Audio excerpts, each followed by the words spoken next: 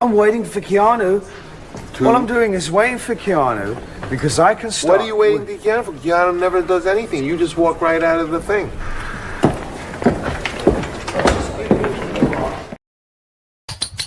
Isn't that exciting? Okay, we're gonna do it. Whee! 1, 2, and bing, bing, bing, bing, bing, bing, bing, bing, bing, bing. This young woman was doing a podcast when shots rang out. Going live, where you can tune in anytime. She's so silly and she's sassy. She's so untoward. She's impossible to ignore. Right. Kiki doesn't give a fuck. It's a party in the stream. Going bang, bang, Okay. bang, bang, bang, bang, bang, bang, bang, bang, bang, bang, bang, bang, bang, bang. Keanu lives on the rise, Or else it would be.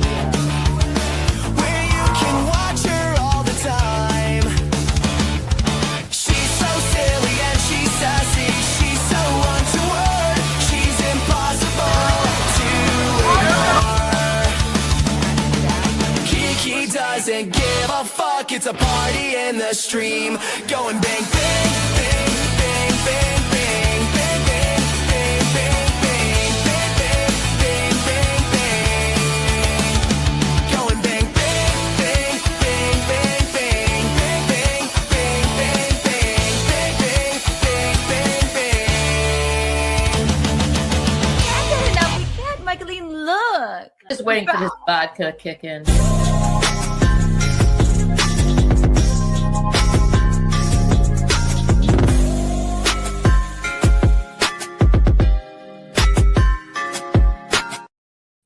Hello, everyone. Can you see me? Can you hear me? Can you feel me? Welcome to Keanu Live. Welcome, everybody.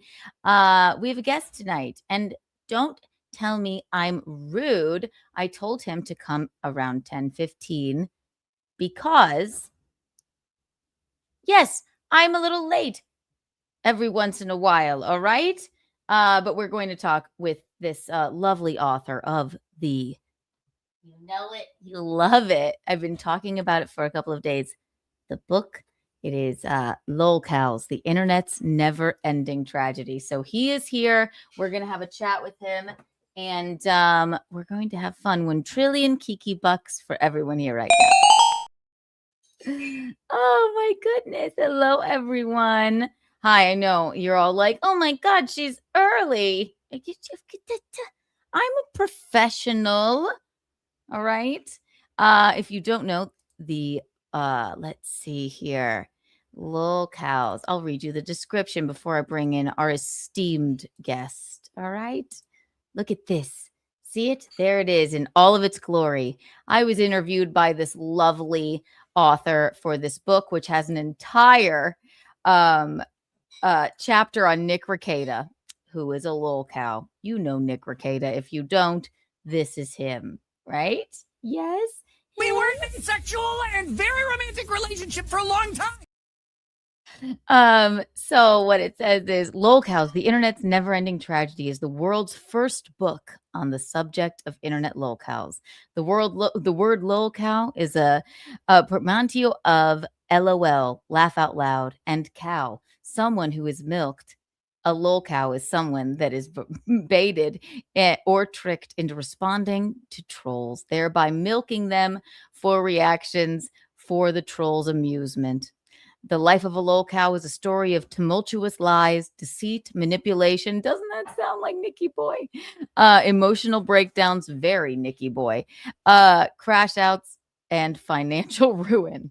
The dramatic rise and fall is familiar to us all, but unlike the fictional heroes of screen or Shakespeare, these are real life people that exist in the world, and their real life story is broadcast for everyone to see on the internet. And not only is it broadcast online, but there is audience participation. Anyone can comment, post, super chat, etc., and reach out to the Lolcow. The internet is both a transmitter and a receiver. The story of the Lolcow is a Shakespearean tragedy. I love that. In the beginning, it's a story of triumph. They reached the top of their field and rose above the millions of other YouTubers. Then it descends into a tragedy. It's a comedy of a bunch of fucking errors, isn't that right? Their own personal flaws sowed the seeds of their destruction. The internet that brought them fame and fortune also trapped them in a cycle of misery they can't escape. I want everyone right now to go and buy the book. You can find it on Amazon. 1 trillion Kiki bucks for everyone here. And we have the author here. So without further ado, I'm going to go ahead and bring on Luther Morgan because I want to have a chat with him about this book. If you watched Keanu live on Monday afternoon, Keanu, we read a good portion of it. And we just can't get enough. We can't. Without further ado, we have Luther Morgan, everyone. Thank you. How are you, Luther? Hey, how's it going? Thanks so much for having me. It's a pleasure to be here. They are wondering, they're like, my God, Keanu was on time-ish for once. They're just confused by it all. So that's why I told you to come here at 10:15. And I didn't want to keep too much of your time because I know you're a busy man. You're a writer and all. So I just had a few questions for you. First of all, I'll say this. Love the book. I just had Eugene read me another couple of chapters of it. That's my husband. He's also in the book. And we were laughing out loud, which I guess is the point of it. So first thing I wanted to say is thank you for coming. And what made you choose this subject to write about? Yeah.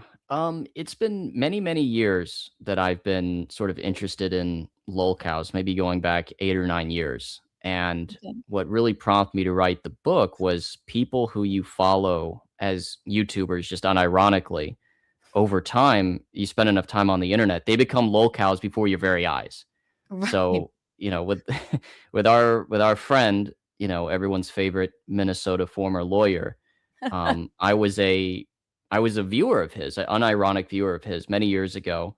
Right. I think it was either when he had his podcast roasting Jack Murphy, Okay. the cuck, if you remember him, I or don't if even, but okay, that was part of the Ricada lore that didn't make it into the book, but um, very suspect criticism that he had for Jack Murphy, in retrospective, obviously.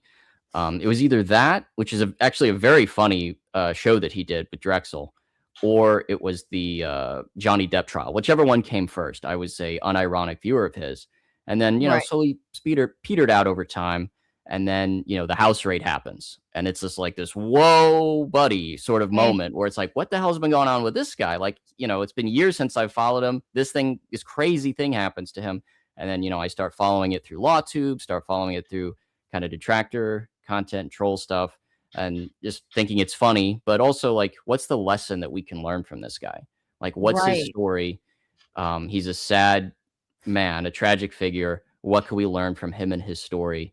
And that was one of the inspirations for the book. I do love the term in the book strip mall lawyer. And I really like that you took everyone's quotes and you didn't mince words at all, really, which is great. I may have been the most harsh, but look, we all know how he spoke to me. So I mean, for sure. I thought people were going to be much meaner, and I think even your response given a 4-hour verbal abuse session, whatever it was on that show. I mean, Right. I thought you were pretty tempered. I mean, you had other people in there. You had the clip of Alyssa clips on, the other show. You brought that quote up. This is somebody that Ricada laughed when at her cancer diagnosis. Right, So when and I'm I glad you included that in the book because it just shows, I like I said at the end, and they know what we're sort of talking about because I read a little bit of it on Monday, but like I said at the end, I don't want to think he's like just inherently like a bad dude, but and can he have a redemption arc? Even I said maybe, but he has to stop. And I guess it speaks to your book. He's got to stop being a lolcow. He has to stop getting so angry at people and looking and like being a keyboard warrior and like I just came on to tell him what I knew and he just couldn't fucking stand it. And that's what made people laugh at him, which I guess is the nature of the book. So Yeah, and I was expecting people to use the book as like an instrument of revenge, like, oh, hey, there's somebody who's willing to listen to my story. Let me say right. the most crazy radical stuff that I hate him, that he's a horrible person, this and that. But everyone that I talked to, particularly about him, had almost a sadness for him, almost a sympathy for him, an empathy for him, which I was not expecting.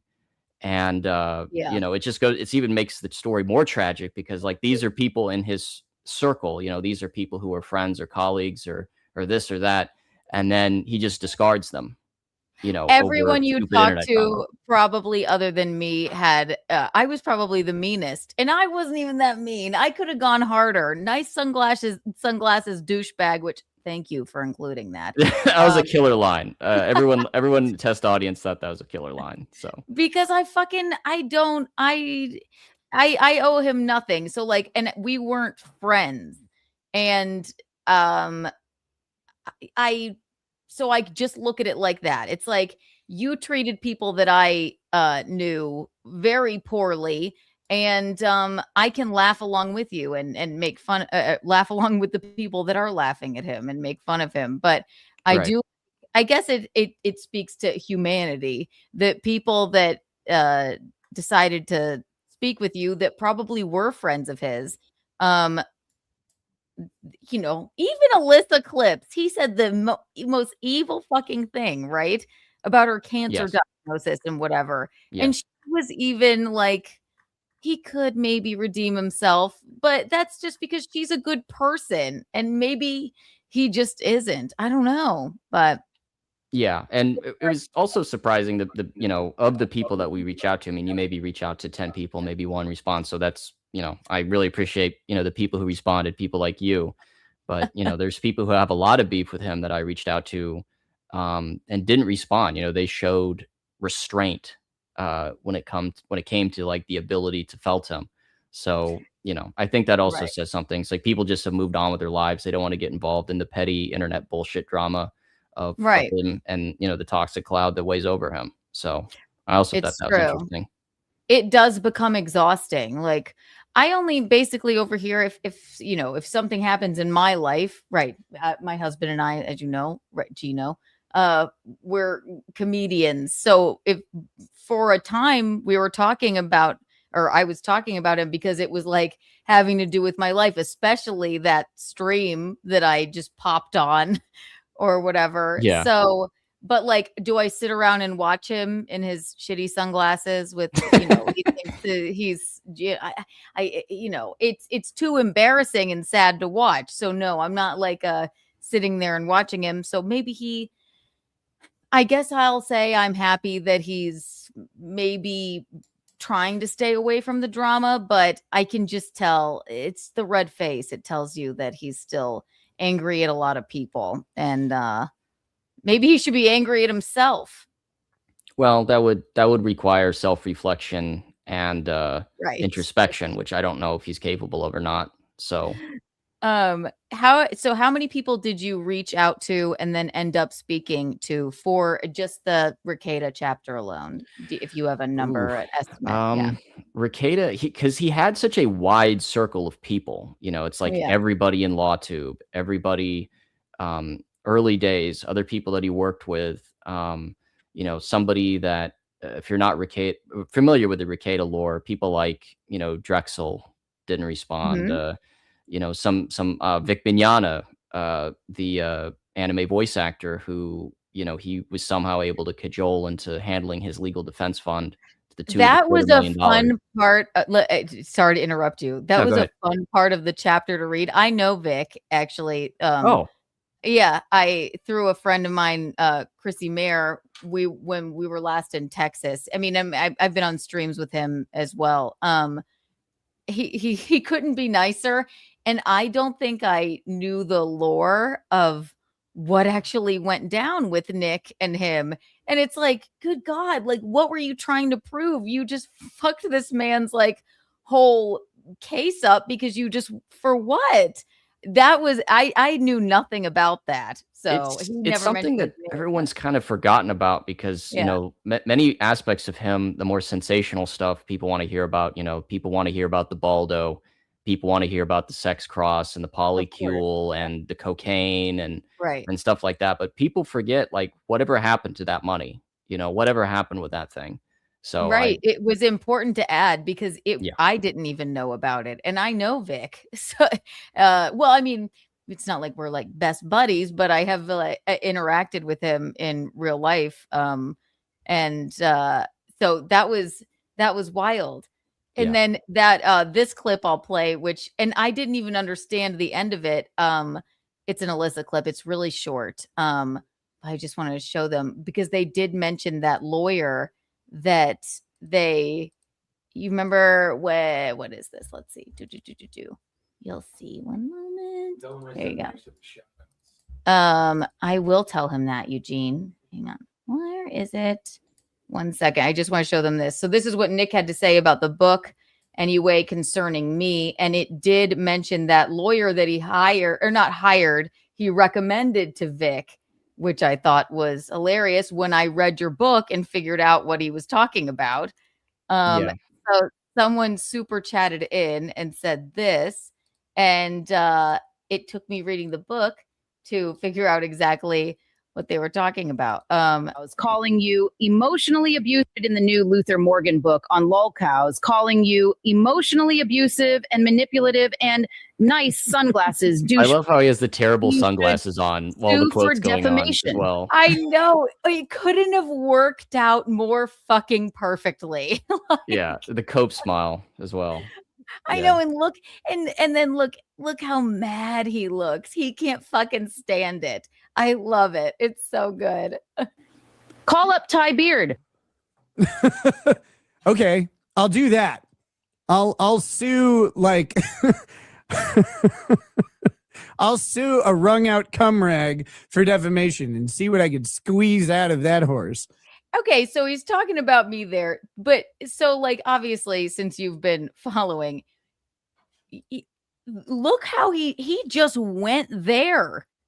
Like without like that was I don't know if he realizes this, but that wasn't me talking. Yeah, that Like, was I don't know if that was somebody taking a shot at him or Ty Beard or you or whatever, but or yeah, all it's three. I don't 0 to know. 100 with him. He's a very hostile, volatile person. So Right. you have to be very He careful with people like that. Usually yeah. lawyers are really good at controlling their emotions because you have to be very, very logical. You have to have like this partition in your mind between, the facts of the case and representing the client and this and that. Right. I don't know if he's mentally equipped for the job. That's what I said. Like, who would want this man representing them for We anything? were in a Like, sexual and very romantic relationship for a long time. Yeah. that came out of that was like 2 minutes in. I mean, and then it's you quoted in the book, dumb. I mean, it's all here. Look, Dumb bitch. see? She's like you're retarded. Are you retard? She's too dumb to talk to you. Are you retard? You dumb bitch. She's dumb. Vicky, jump off a cliff. You are so wrong. I could show wrong, the you fucking think. receipt. Incapable Show of 'em. taking I could Whatever. show the receipt. You're the dumbest cunt ever. Yeah. There's a lot when you put in a compilation. That compilation could probably go on for an hour as well. No, and I mean, and I was on there, and I like stood my ground. I'm like, "Fuck you, you red-faced little man!" Like he just Yeah. can't stand it. So I guess it just does speak to maybe just who he is. And I hate to say it, not saying he can't have a redemption arc, which I do like that you asked that question at the end when we were talking. But to me, I'm like, ugh.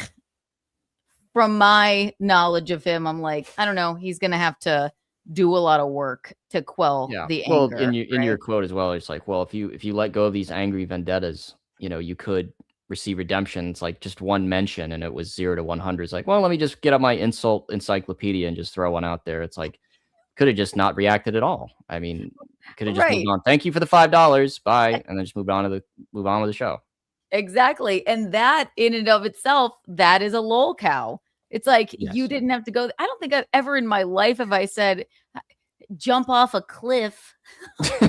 Yeah. I've never said that to anybody. No, it's such a silly thing. So of the people, so you, can you tell us the people that didn't respond to comment, or didn't respond or declined to comment, of the people that you reached out to? I don't know. It's a very long list of people, to be honest. Because it's basically, and I think a lot of people don't want to respond because they don't want to get involved. So, that's your position. Fair enough. We'll just stick to the people who did want to share their thoughts and their opinions. So, but of the people that I can say that I did absolutely reach out to, I mean, I did reach out to Nick. He did not respond. Of course not. Yeah. Yeah. Fair enough. He doesn't have to respond to me. He's not obligated to at all. I did reach out to Ty Beard. He did decline to respond as well. He's a public, guy. He's an actual lawyer. Unlike, Nick, he does actually practice still.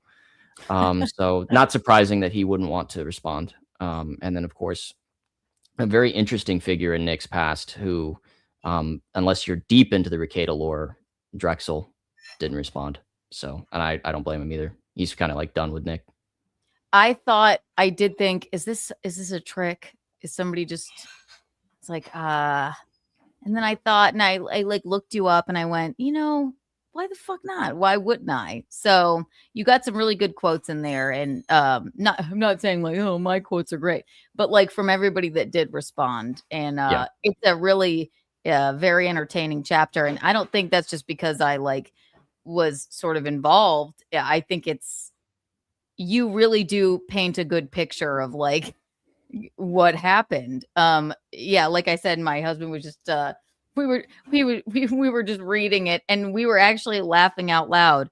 Can I read you some of the quotes about Gino that I absolutely love? He called his brother. He said, and we thought, no, okay, wait, this isn't about Gino, but this one, I went, is that about you? By 2023, his drinking. By 2023, his drinking he regularly appeared on camera, slurring words, losing focus, and acting strangely. He often trailed off into a meandering soliloquy and appeared to be on an alcohol-induced ramble, which you could say about my husband as well. Well, I don't think he's ever gone to the degree that Nick got to. So absolutely let's throw him some credit here. Never put on the Baldo. There's always redemption for people. Never go that far. Never go full Baldo. Never go full Baldo. You would never even, nobody would ever even, that word or whatever that device is, I guess we can all assume, it will always be associated with Nick Rekieta, which is hilarious, which is why everybody should go and buy the book for the Baldo. Yeah. It's like white Ford Broncos. Everyone thinks O.J. Simpson, mustaches, Tom Selleck, Baldo Rekieta, I wonder if his promo code is still active with them. I don't even, it's one of those weird chapters. It's a weird, he introduced it to the human lexicon. So yes, it's so true. It's so true. And I keep saying it. That's his legacy. Not only did his, kid test positive for cocaine and, he had a house raid and he's made a complete and utter fool of him. But not to felt him too hard, but I mean, it's very common for, family man, Christian, father of 5, That's my favorite thing. And I've said it here and I'll say it again. trad dad of the year. Nothing like repulses me more than this like, oh yes, I'm a traditional father with 5 kids, but I, put I love the picture of the bottle in his butthole, or not butthole, excuse me, in his butt Yeah, cheeks thing, and he like plays he it did off as a that. Yeah. joke, right? And I go like, this is lore I didn't even know about, and I'm not altogether sure. I'm glad I do know about it, but it's very funny. It's one of We those have a pictures you wish you could erase from your mind, but I'm it glad I didn't see it. one isolated incident like that, okay, he was drinking, it's just a joke, guys, it's just a joke. But, Right. when you How is start it a talking about joke? it, yeah, when does it stop being a joke and start being like, maybe things aren't as they appear in your home Right. life? No, you're so right. You're so right. We have a super chat for $5. Shout out Luther. Thank you, J Dog 53. I listened to the audiobook and laughed out loud during the Ricada chapter. Thanks for some laughs while taking down thanks for some laughs while taking down decorations. Oh, there you go. You got a fan there. See, everyone should go buy this book. Gino and I were literally dying reading it. We were laughing out loud, and that's the nature of the book. Yeah. Can I ask you, other than my show, obviously, I won't even put myself in this category. What other podcast or like internet shows are your favorite? What are you listening to? Yeah, I would say, a big one. I try to be as fair and objective as possible, so obviously some of these shows have a little bit of a slant. So, I enjoy them with a grain of salt. I just want that Right. disclaimer to be known. But I Right. think, I watched, Kino Casino a lot Mhm. as part of, the, uh, I guess, research, if you wanna call it research, watching, Yeah. internet shows as research. But, I mean, the vocabulary and the theatrics are very amusing. So that is a show that I enjoy. And all the other law tubers, I watch a lot of the law tubers. So, um, people that I know because they were, platformed by Ricada. So, Right. when it comes to him, like, yeah, I watch some of that content. I figured as much, and they are Kino Casino, shout out. They are mentioned in the book. Everybody get it now. Whoever get it on Amazon. Get a hard copy even. It's absolutely fabulous. But Kino Casino is mentioned in the book, and a lot of the other law tubers as well. And I like them too. Yeah, And you know what? it's I don't infectious. even mind when they're like rude to me. I still think they're funny, and they make a lot of salient points, I would say. Yeah, So yeah, yeah. I would call myself a fan, even though if I'm mentioned, it's not always kind, but I can laugh at myself as well. Not that they make me a subject, but during like the Ricada stuff, yeah, they made me laugh out They loud were for on sure. Team Keanu at that time. Yes, Well, that's the thing is like their brand is, we're hyperbole. It's fun. It's theatrical. right. So when they make fun of you, that's, it's like being on South Park. When Ricada is trying to A-log Kurt and he's making fun of his cooking and his skin condition, it just comes across as, kind of seething and And mean sad. and just rude. It's like, Yeah, yeah, okay, rude. yeah, right. No, Yeah, you're so right because like I laugh out loud when they like even when I was watching them a little bit more when all of that was going on, right. I don't care what they say about me. That's funny. I can laugh at myself. And but of course they ate that whole this little piggy stream up and yeah, of course. Who wouldn't be Team Keanu? Exactly. Push-ups for the $5. Thank you.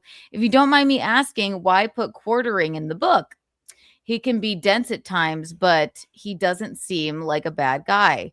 He doesn't seem like Boogie or DSP. Thank you, push-ups for the $5. Hmm. Is that's would be another person featured Yeah. in the book? Yeah. That's a very good question. When I was kind of debating on whether quartering should be in the book actually.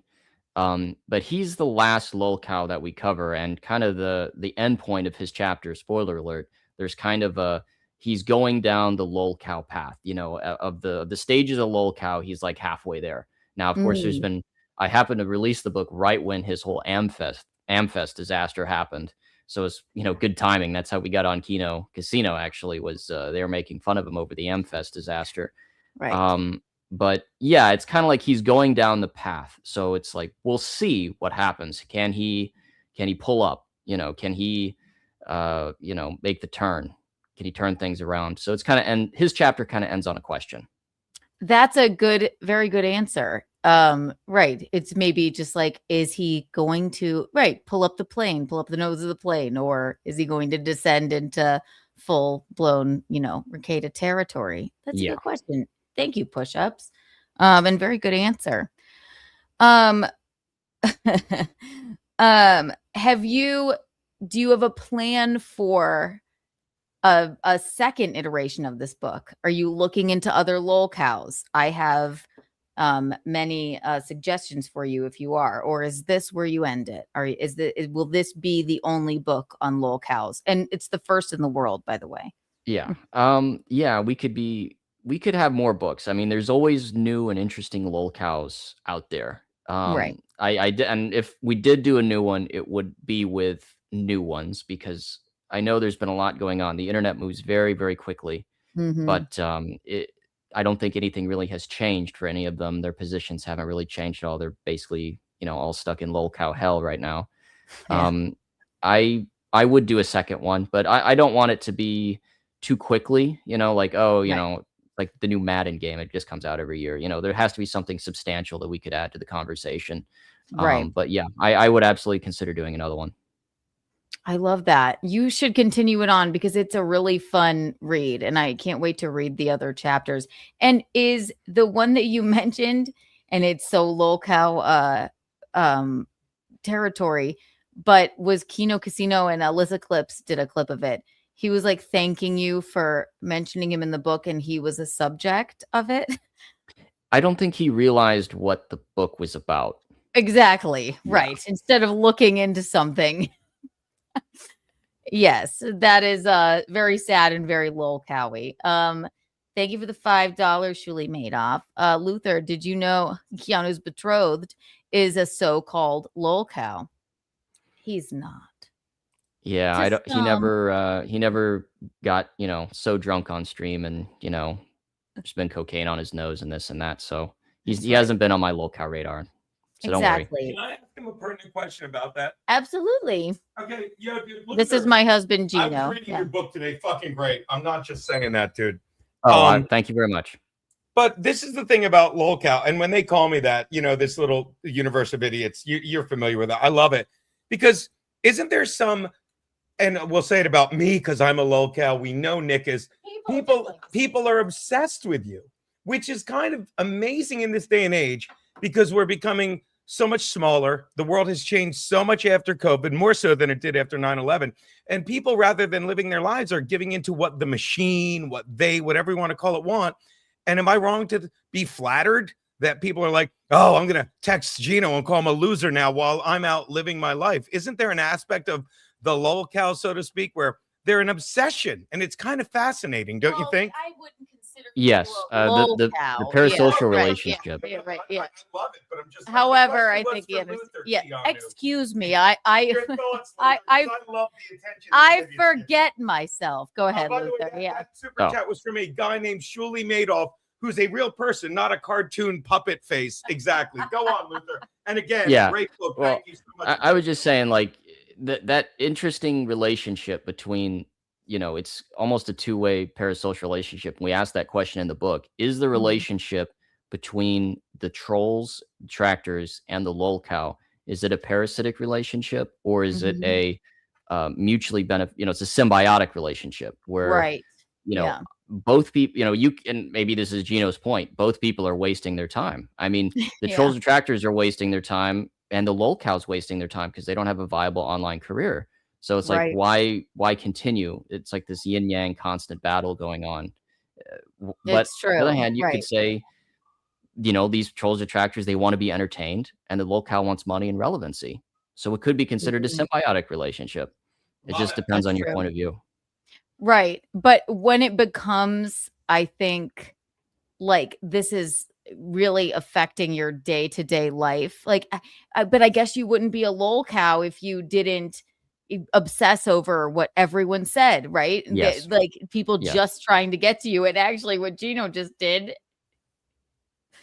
right, with this super chat would be like, yes, he responded to it, but it's Well, he a didn't thing. respond Yeah, I saw emotionally. it, He wasn't I personally know. offended, I don't think. So I No, don't. he's not personally Yeah. No, and I'm offended. Yeah, celebrating right. right now, and then I'll stop bothering you because the fact that I just made it clear, it's like I find it fascinating. Yeah. Somebody just put now Gina want to be a lolcow. You get like they're obsessed.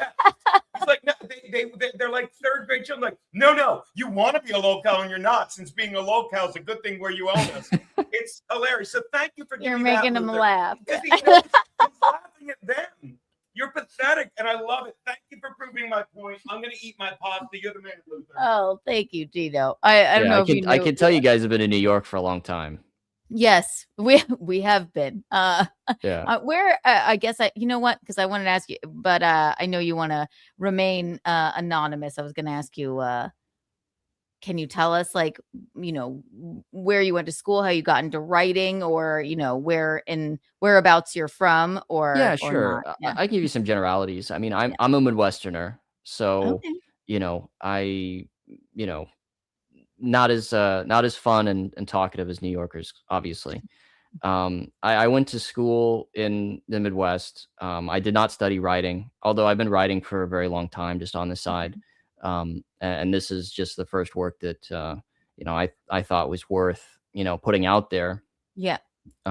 So and I think of the writing that I did, nonfiction is better, and particularly this was a kind of a passion project for me, and I thought it was very, very interesting. And you know, eh, a lot of the people that I showed it to, they thought it was interesting too. So I'm like, okay, I got something here. Let's put it out there. You do. I think you should do a series because and it's not just because I'm quoted in the book, people.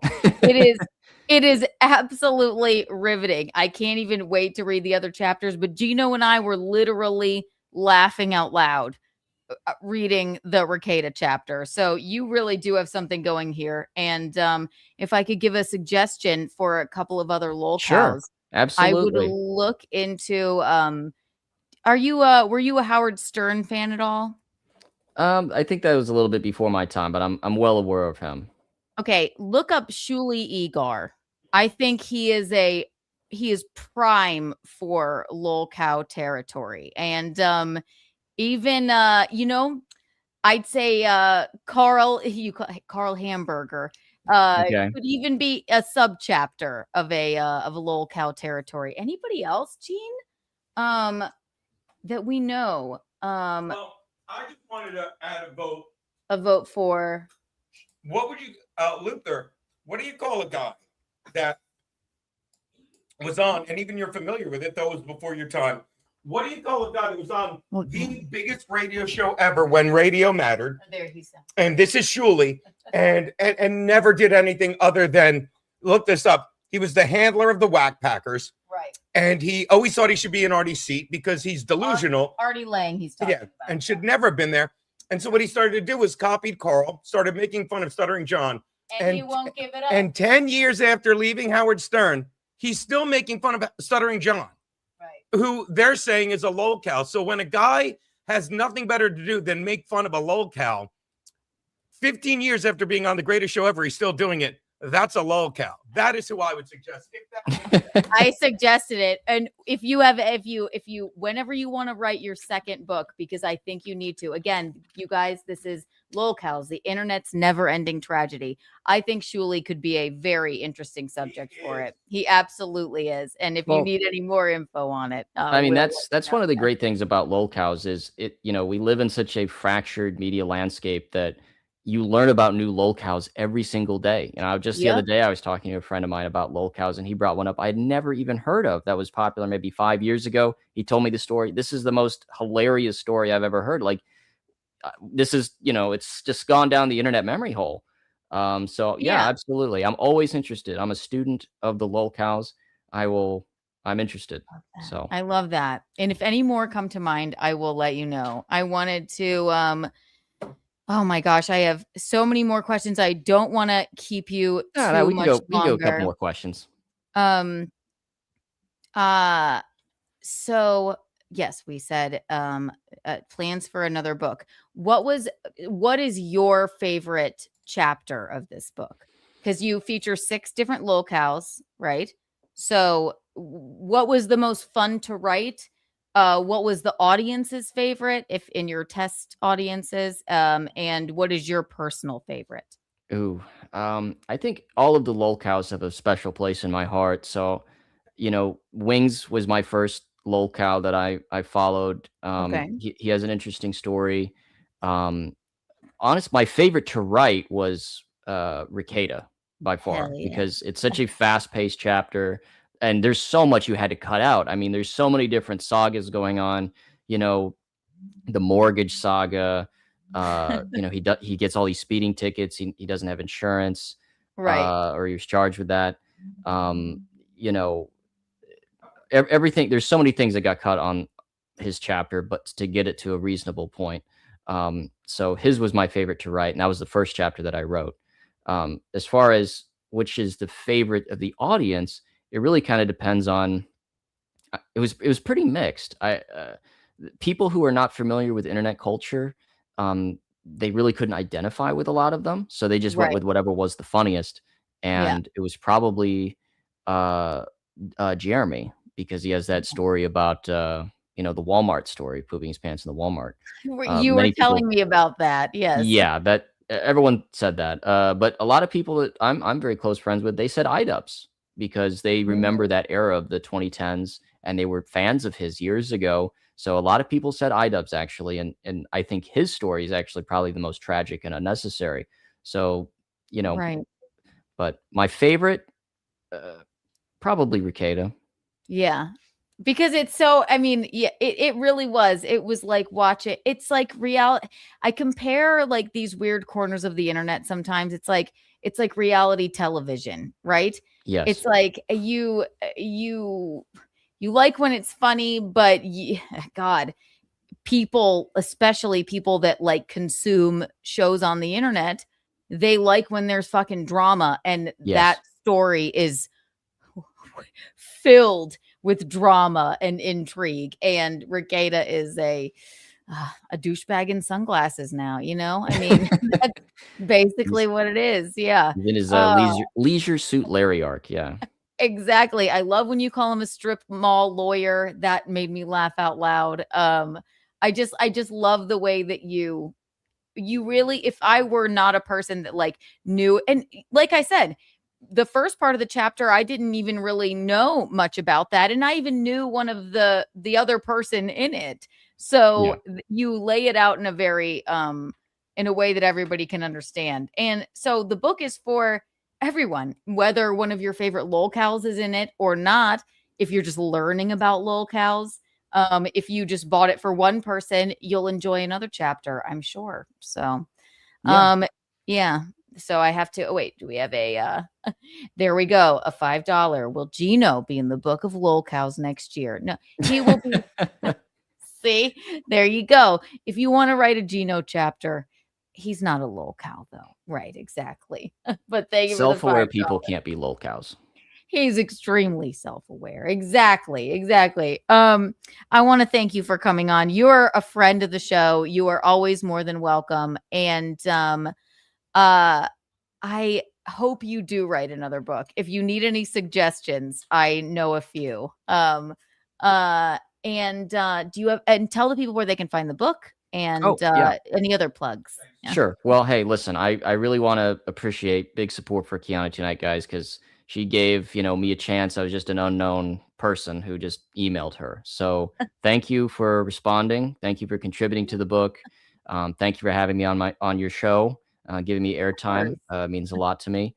As far as where people can find me, I'm on Twitter, Luther the Writer on Twitter.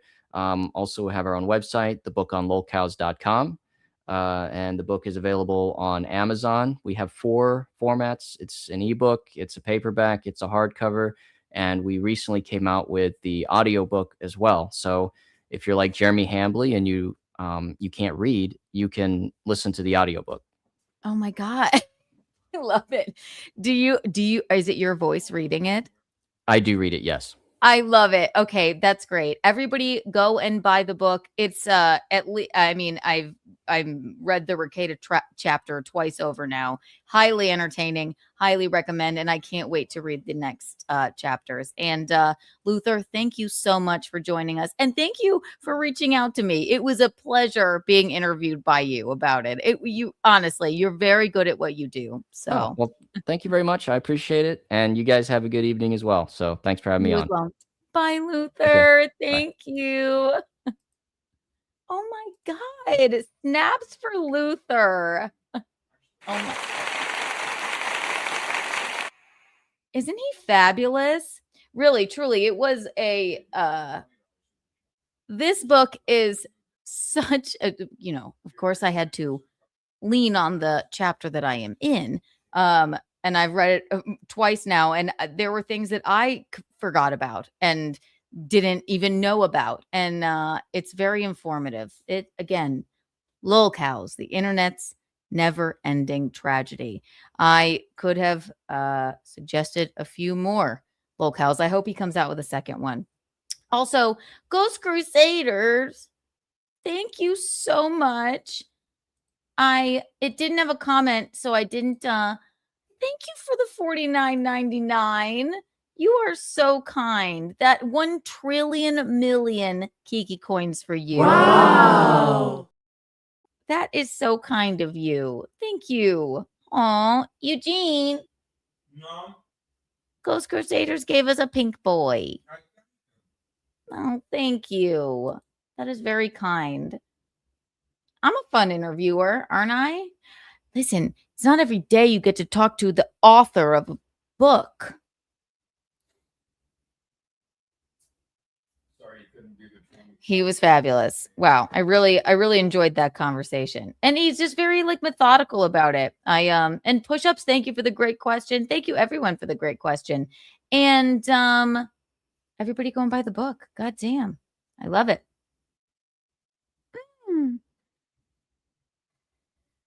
What should we do now? I have a list of things we can chat about. Oh my God, the other, I had so many quotes written down that just fucking killed me.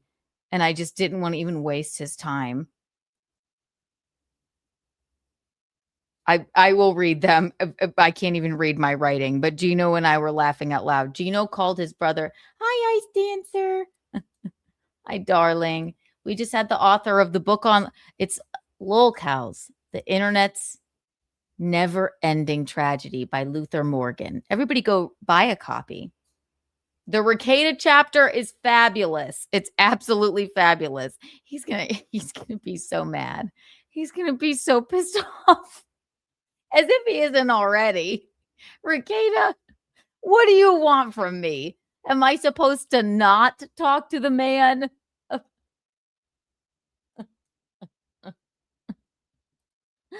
Oh my God. No, I know. Look at him. Oh God, I can't wait. He's probably watching. He's probably here. Rekieta, hi. Hi. Look at him. Look at him go. Look how angry he is. I stand by everything I said, and good for you, Rekieta. In the new Luther Morgan book on Lolcows, calling you emotionally abusive and manipulative and nice sunglasses douchebag. Maybe you should sue for defamation. Call up Ty Beard. Okay, I'll do that. Oh, poor rest in peace, Sonny. Oh my gosh. Oh. I'll sue like I'll sue Look at him. Look how mad he is. a wrung out cum rag for defamation and see what I could squeeze out of that horse. Scarlett Hampton. Lord Rekieta. Lordy. Rekieta, this is your legacy. Lolcows, the internet's never-ending tragedy. Love it. We can't get enough. We can't. Oh my gosh. No, that was lovely. I didn't want to take up too much of his time. And thank you, God. Thank you so much, Luther Morgan, for coming on and talking to us. It was lovely. And buy the book, Amazon. You can get a hardcover. There is an audio book. And yeah, what an interesting fellow he is. So there you go. We're taking a quick break. And then I'm thinking a little architectural digest moment. I have some fun clips. Leo DiCaprio talking about K-pop, which was fun at the Golden Globes. The Whitney Cummings thing. I have some interesting thoughts on that. I don't know. All of the men on the internet have I have an interesting thought process on that, which I think that you may enjoy. So I'll be right back. Watch this.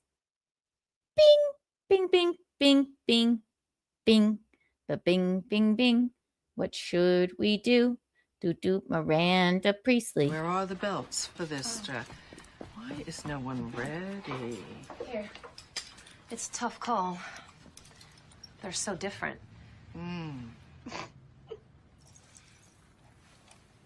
Something funny? No, nothing's, it's just that both those belts look exactly the same to me. I'm still learning about this stuff and, This stuff? Oh, okay. I see. You think this has nothing to do with you. You go to your closet and you select, I don't know, that lumpy blue sweater, for instance, because you're trying to tell the world that you take yourself too seriously to care about what you put on your back. But what you don't know is that that sweater is not just blue. It's not turquoise. It's not lapis. It's actually cerulean. And you're also blithely unaware of the fact that in 2002, Oscar de la Renta did a collection of cerulean gowns. And then I think it was Yves Saint Laurent, wasn't it, who showed cerulean military jackets? I think we need a jacket here. And then cerulean quickly showed up in the collections of 8 different designers. And then it filtered down through the department stores and then trickled on down into some tragic casual corner where you no doubt fished it out of some clearance bin. However, that blue represents millions of dollars and countless jobs. And it's sort of comical how you think that you've made a choice that exempts you from the fashion industry when in fact you're wearing a sweater that was selected for you by the people in this room from a pile of stuff. Miranda Priestley. I was just thinking while I was peeing. You tell me. So my for Luther's next book, who do we put on the Lolcow list? I say Shuli 100%. That bald hack. Absolutely. Right? So Shuli, I think that listen, and I know that Patty Melty is like some of y'all's god that listen to me, right? But I think he's Lolcow territory. I think Carl Hamburger, Lolcow territory. The amount of times that he's never been laughed at when trying a Lolcow. Okay. He's never been laughed at when trying to be funny. If anything, it's just awkward. I'd put him on the list. I'd say Shuli, Carl. I have to give the man suggestions. Who else could we put on the list? Who else have I watched that we could put on the list?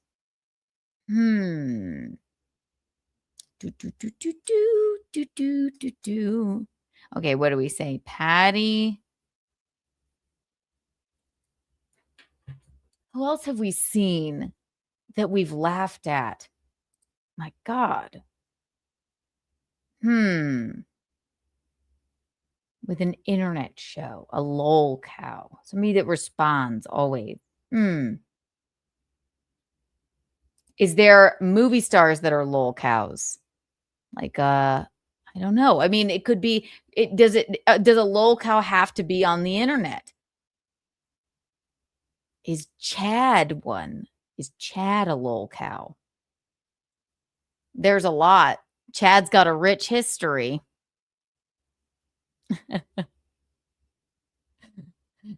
I know. Yeah. Aaron is self-aware, just extremely so. He's already in the book, but not for, Lolcow reasons. What else do we put? Oh, love it. Thank you for the $5. Planning a book called Filthy Skanks. You will totally not be featured. It started out mean, and I thought that it would end differently. Are you being sarcastic? Are you a lol cow?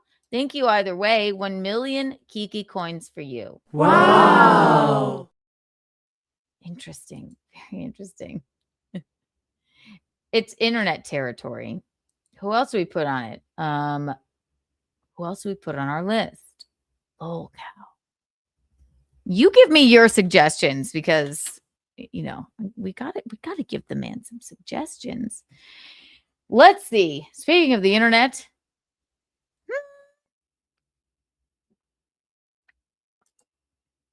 everybody and their brother has been talking about this Whitney Cummings clip. Okay.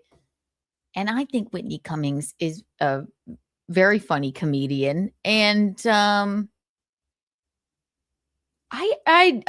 haven't recently, but I did listen to her podcast a lot. And I think that I might have a little bit of a different take on this. But everybody's talking about it. So we may as well. So let's see. Whitney Cummings. This has nothing to do with Ashley, by the way. Ashley, don't get freaked out or anything. My goodness. We have a meltdown. Let's see here. Bing, bing, bing, bing, bing, bing, bing, bing, bing, bing, bing, bing, bing, bing, bing. What have you done?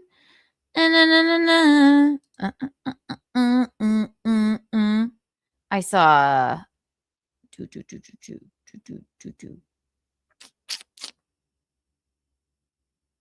Should we watch just the clip first, or should we watch people talking about it?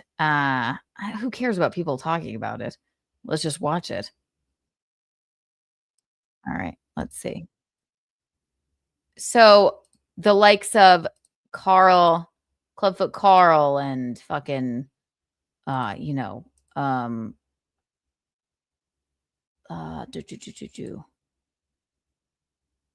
my god, I think I saw Brenny talking about it, and fucking there's another show that Carl goes on, and I'm sure Shuli's talked about it, and I saw what's his name, the guy in the old man mask talking about it, and all this stuff. And I just think like, well, yeah, right. Carl Adam Bush, they all like have a take. Oh, Pat Dixon talking about it. And I'm just like, can we give her a little bit of a break here? Like, do we need to be like so fucking harsh? Like, yes, this is the year I'm going to block. Thanks so thorough, Joe Burrow, for this clip. I have nothing else to say. There you go. Yeah. I've never blocked people, but this is the year I'm going to block you.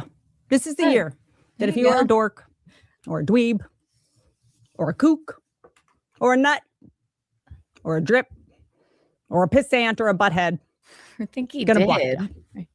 I used to not because I felt like the message was like they got to me, or like I'm not going to give them the time of day.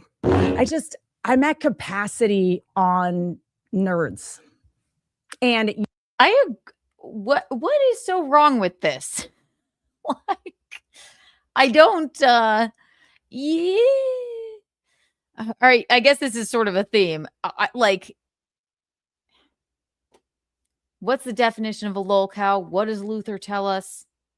Yeah, it's the fact that they respond for, and when you start responding and explaining yourself, then they got what they wanted.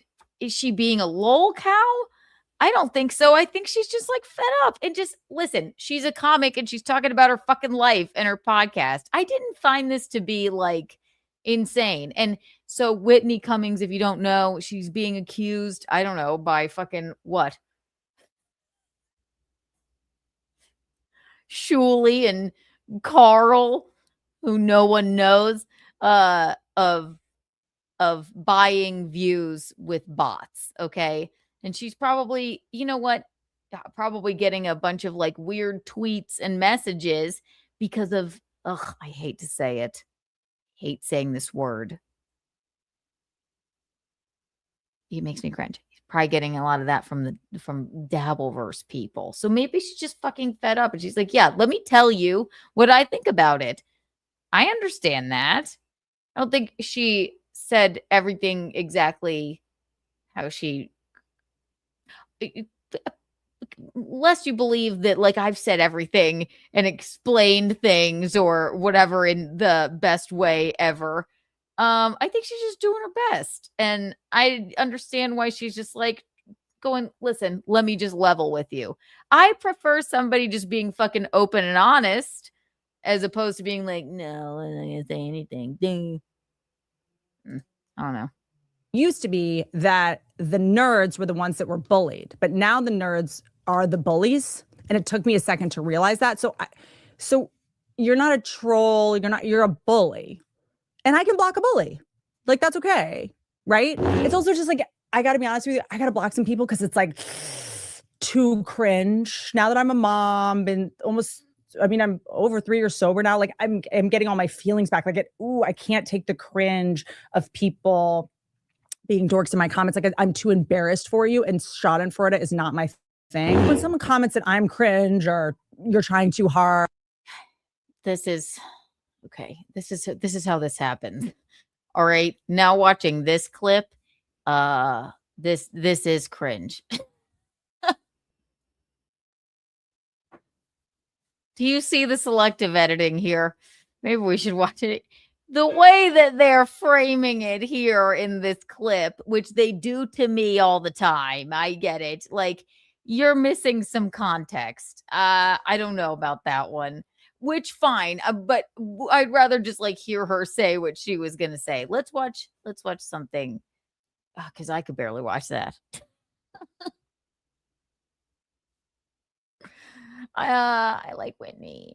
I think not that I know her. I've always been a fan of hers. I think she's very funny and I enjoy her podcast. So I'm not a bot. I listen.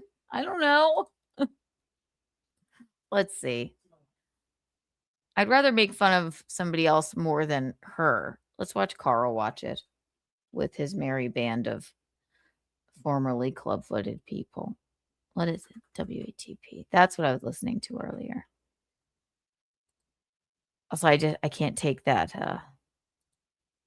Let's see what they have to say. Live. Bing, bing, bing, bing, bing. Oh God, here we go. This is much better, much easier. You know him. You don't care about him. Formerly Clubfoot Carl. Watching Whitney Cummings's clip explaining herself.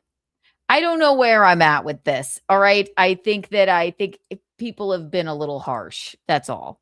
Even heard her. She couldn't even say it with a straight face. Correct, and I appreciate it. She does not appreciate DMs instead of a public insult. Too fast. Possible reasons that. This is Adam. All right, Did you hear that? Did it get blocked? What happened? We'll cut that out in post. That's too much. I'm confused, like what she thinks is going to happen. It's like, I can't even tell you the words because then this video won't get shown on YouTube. Like, I understand it's a sophisticated algorithm, but do you really think that they're combing through every single word that's in the transcript and then determining, well, I don't know. They said Riyadh 7 times. I don't know if we're going to show this one. Well, if she thinks she's funny, she is stupid. Thank you. She thinks we're just as stupid. Push by the way. Which makes that's true. It's like a decline, and like they do bad things. So there you go. She's not a lolcow. She's just a comedian with a podcast responding to like the fact that people like these shows have nothing else to talk about other than, them. She gives you actual content. They sit there and giggle with their snaggle teeth. So and their weirdness. Okay. funny. This is a common theme. So she's talking down to us, yeah, and has no idea what she's talking about. Yeah, it's like we're not as dumb as you.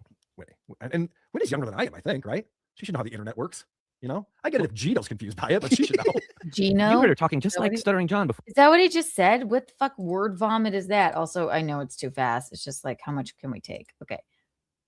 Or like she's on the phone with YouTube. But she should know. You heard her talking just like You know, I get it if Gino's confused by it, but she should know. You heard her talking just like Stuttering John before. Like she's on the phone with YouTube and they're talking to her and they're parsing the material and coming up with what's appropriate. It's funny you say that because she gets even more into that aspect of it here, Adam. This is wild. So this is just something that we're doing. Last January, YouTube tells us, hey, here's the stuff that's going to stop you from being able to be a suggested video or to be promoted, right? It's medical. Those are two different things. I just want to point this out because I don't know if Whitney's confused. You're a nerd. You are who she's talking about. Thank God if she's wrong, she doesn't know because you're a fucking nerd, Carl. Okay? She's just fucking talking about her life. It did not need a fucking entire breakdown. Your hat looks stupid. Stop. Like, I suggested you for Lolcow of the year. Or she's trying to confuse the listener. But she's saying, I talked to YouTube. You can't talk to YouTube. You can talk to their ads team. Their ads team will get around the phone with you. If you're giving money to them, they're like, yeah, we'll take a call. Yeah. Send And the you Zoom. have to do It's fine. But you have to do that a lot because you get struck all the fucking time because you can't let Stuttering John go.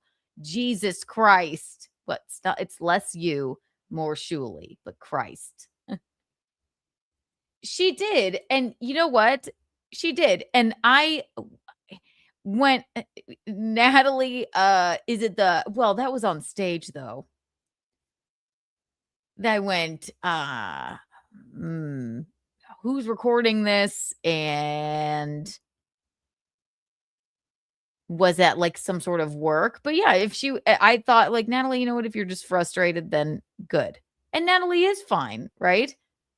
So I don't think this is like, I think people are making too much of this like reaction. That's all. I don't know. Y'all tell me. Now I don't even want to look at Carl anymore. Also, I forgot that there was a Pat Dixon and Mersh moment looking at it too. Whatever. We'll stick with this. the fact that she goes, I talked to YouTube and they told us, let me play that again. These are the words you can't use or the subject matter in order to show up in the algorithm or to buy advertising. It's one or the other. It's not both. So this is just something that we're doing. Last January, YouTube tells us, hey, here's the stuff that's going to stop you from being able to be a suggested video or to be promoted, right? It's suggested video or promoted. Okay. It's medical stuff. Like you notice this year, you know, I'll say like, I can't say that, Pat. Can I say that? You know, I'll come up with a stupid word instead of the actual word to try to get around it. This is what we did in network television forever. They'd be like, you can't say. Everybody does that. Corn. I don't know. People like instead of corn, like people do that. That's just YouTube. I don't know. Like Powerade, or you gotta say Gatorade because we have a deal with Gatorade. I'm like, no problem. Like, I'm sure. Why not? The point is to stay as small as possible, but say that thing. I'm saying Powerade. No one tells me what to do, even though you're my boss. Like, so I kind of just treat. Well, she's speaking truth to Powerade, but she's not. Okay. YouTube like my boss or like the network because that's what it is. So now we get suggested to more people. You know, and, you know, maybe it's doing better also because the very thing that I'm doing to try to. My problem is it's less even her. There's about 1,000 of these dudes talking about her going like, this is what I would have done. You don't know what you're talking about, Whitney. She's just fucking talking about her own fucking podcast. Is it that big of a fucking deal? I saw it over and over and over again today. Let me go to my history here. Let's see. What did I watch? Bing, bing, bing, bing, bing, bing, bing, bing, bing, bing, bing, bing, bing. Here's these men. Drew Lane show. I don't know this other than that I watched it once. I think when Clubfoot Carl, formerly Clubfooted, excuse me. I don't know why I'm being so rude. Was on it. Let's see. What do they have to say? Channel would be down. Yeah, no, that's a stupid argument. You know, naming the people that you believe abuse Shirley Temple with their home addresses. We can't suggest this to other people in YouTube. Do you want to cut it? And I'll go, fine, yes. And then we can use Google ads and pay them, which everybody pays to advertise everywhere. I mean, it's like having a billboard for a sitcom. It's like someone 10 years ago seeing someone having a billboard for a sitcom, be like, they're using billboards to promote their show. Like feed the thumbnail of the show to as many screens as possible. That's right. And if they click on it, great. If they don't click on it, fine. If they don't watch the whole episode, fine. Okay, am I dumb because I'm not buying YouTube ads? Does everyone buy YouTube ads? I wasn't. No, not at all. But I really hate the idea that it made it sound like she's working with YouTube because of manual reviews. We've asked for manual reviews. This lady's like, I don't know what's going on. And this doesn't seem like a big deal to me. That's what I read from her face. She's like, okay, this man looks dead from the neck up. And then we have these two. I don't know. God, is it this big of a fucking deal? Something when you post and there's a claim on there, you go, no, review it because we disagree that this would be friendly to advertise. I mean, it's not like she's not working with YouTube. It's literally a click of a button. She makes it sound like she's submitting it to YouTube and saying, "Is there anything offensive that's what I mean. Promote this for?" That's not what it is. When you post it for ad, you go through an ad review and you say, "Yeah, no, I'm good for ads," and then the algorithm will hit it and say, "No, there's this issue. You can ask for a manual review then." And then YouTube did not take my channel down. Like the company's like, okay, fine, we'll just fold, rather than have Whitney be mad at us. Like, why don't we do that? Seeing how she acts, I think if I were YouTube, I might fold rather than get mad at her because I wouldn't want her to be mad at me. Can I ask a really dumb question? Is that really fraud for her to buy? Well, I guess she's making money off of having more views. She could be, but one. I can't stand them either. I can't watch one of these goddamn clips of these people fucking watching it because it's like, shut the fuck up. Just leave her be. I mean, why? What makes you the fucking arbiter of like what she's doing and her explaining herself? Did this need to be broken down this many fucking times? No, I don't think it did. Now we have it's a Doom clip. Thanks, Doom. Now we have fucking goddamn. All right. Here's another one. Let's watch. Now we have, let's see here. It's Pat Dixon, Bob Levy, Doug Nelson, and then Mersh later. Okay, let's see what they have to say. That's what they do now, to like have something they can do that's low effort in their mind or whatever. But imagine having a podcast this big because okay, here's another thing. Why is she doing a podcast if she had two shows? Like she should be. Yeah, I guess it's the thing. Maybe she Amy enjoys Poehler's got doing one now, and she won a Golden Globe last night, apparently, according to Opie. Now, Opie is where I always go for my Golden Globe coverage. Yeah. But like that's what he was saying, and so I guess that's what they do now, to like have something they can do that's low effort in their mind or whatever. But imagine having a podcast this big because our podcast is really big. Whitney Cummings, huge, and yeah, I would not be playing this. I stopped watching Doom. She's so lame and biased. It's all she is. You can 100% tell. It's like what she'll even make the fucking title doesn't even reflect what's happening actually in the fucking clip. Fuck Doom. It's disgusting. And it's like, it's just an angry lady, obviously. And it's like, I can't even imagine what kind of life she leads to be doing that. It's astonishing. Is this men gossiping bullshit all thanks to Stern? I still can't get over it. Men shouldn't gossip. Incredibly feminine activity. That's all they're doing. Araya, that's a great point. I'm like, how many times am I going to see a group of men talking about this woman today? This just like fucking giving her like 2 cents on something that's happening in her own fucking life. It's weird. It's weird what they're doing. How many fucking times? Complaining about like, okay, I'm going to block you. It's like, you should be above this shit. You got to act like you don't even see that stuff. Yeah. Well, that's the thing is why there's suspicion about her numbers. There's very few because positive comments for her podcast. There's very few likes and that sort of thing. But the numbers are, huge. Astronomical. Right. Like, what are the numbers about? She's got like hundreds of views. I don't know. God, if I see one more fucking like group of loser men sit around and talk about the numbers on podcasts, I've had enough. Like, how do you change your fucking algorithm? like, stop. She's just giving you her fucking experience. Like, fuck you. Like, yeah, maybe, just maybe, the people that watch my podcast, which I watch and like, granted, like I said before, I haven't watched in a while, but maybe, just maybe, some of the people that follow me aren't fucking internet trolls that are keyboard fucking warriors and are commenting less. Could it fucking be that? Does it need to necessarily be that she's buying something? God forbid a woman have a successful podcast. She's more successful than fucking, I mean, goddamn, a marathon than any of these men on the fucking screen. I don't even know who that man melting at the top right-hand corner is. I don't know who the fuck he is. Bob, nice guy. Okay. And then, fucking Pat Dixon is like a ghost back here playing the piano. Like, all right. Yeah, she gets millions. I don't know. She gets a lot. Just whatever you think of a Me lot and too. double it. I guess Me is what she gets. But fucking she is too. buying them and stuff. Yeah. I think that. I mean, I could look it up, but That if really, you're a who dork, cares? But I mean, the or old dweeb, the old system of dreaming too. about a sitcom or movies, that's dried up. I mean, no one really knows where entertainment industry goes. Yeah, you're on your own now. So yeah, right, podcasting is like, well, you better land there and get but that's going to involve a direct audience. It's you and the audience, and that's it. Yeah.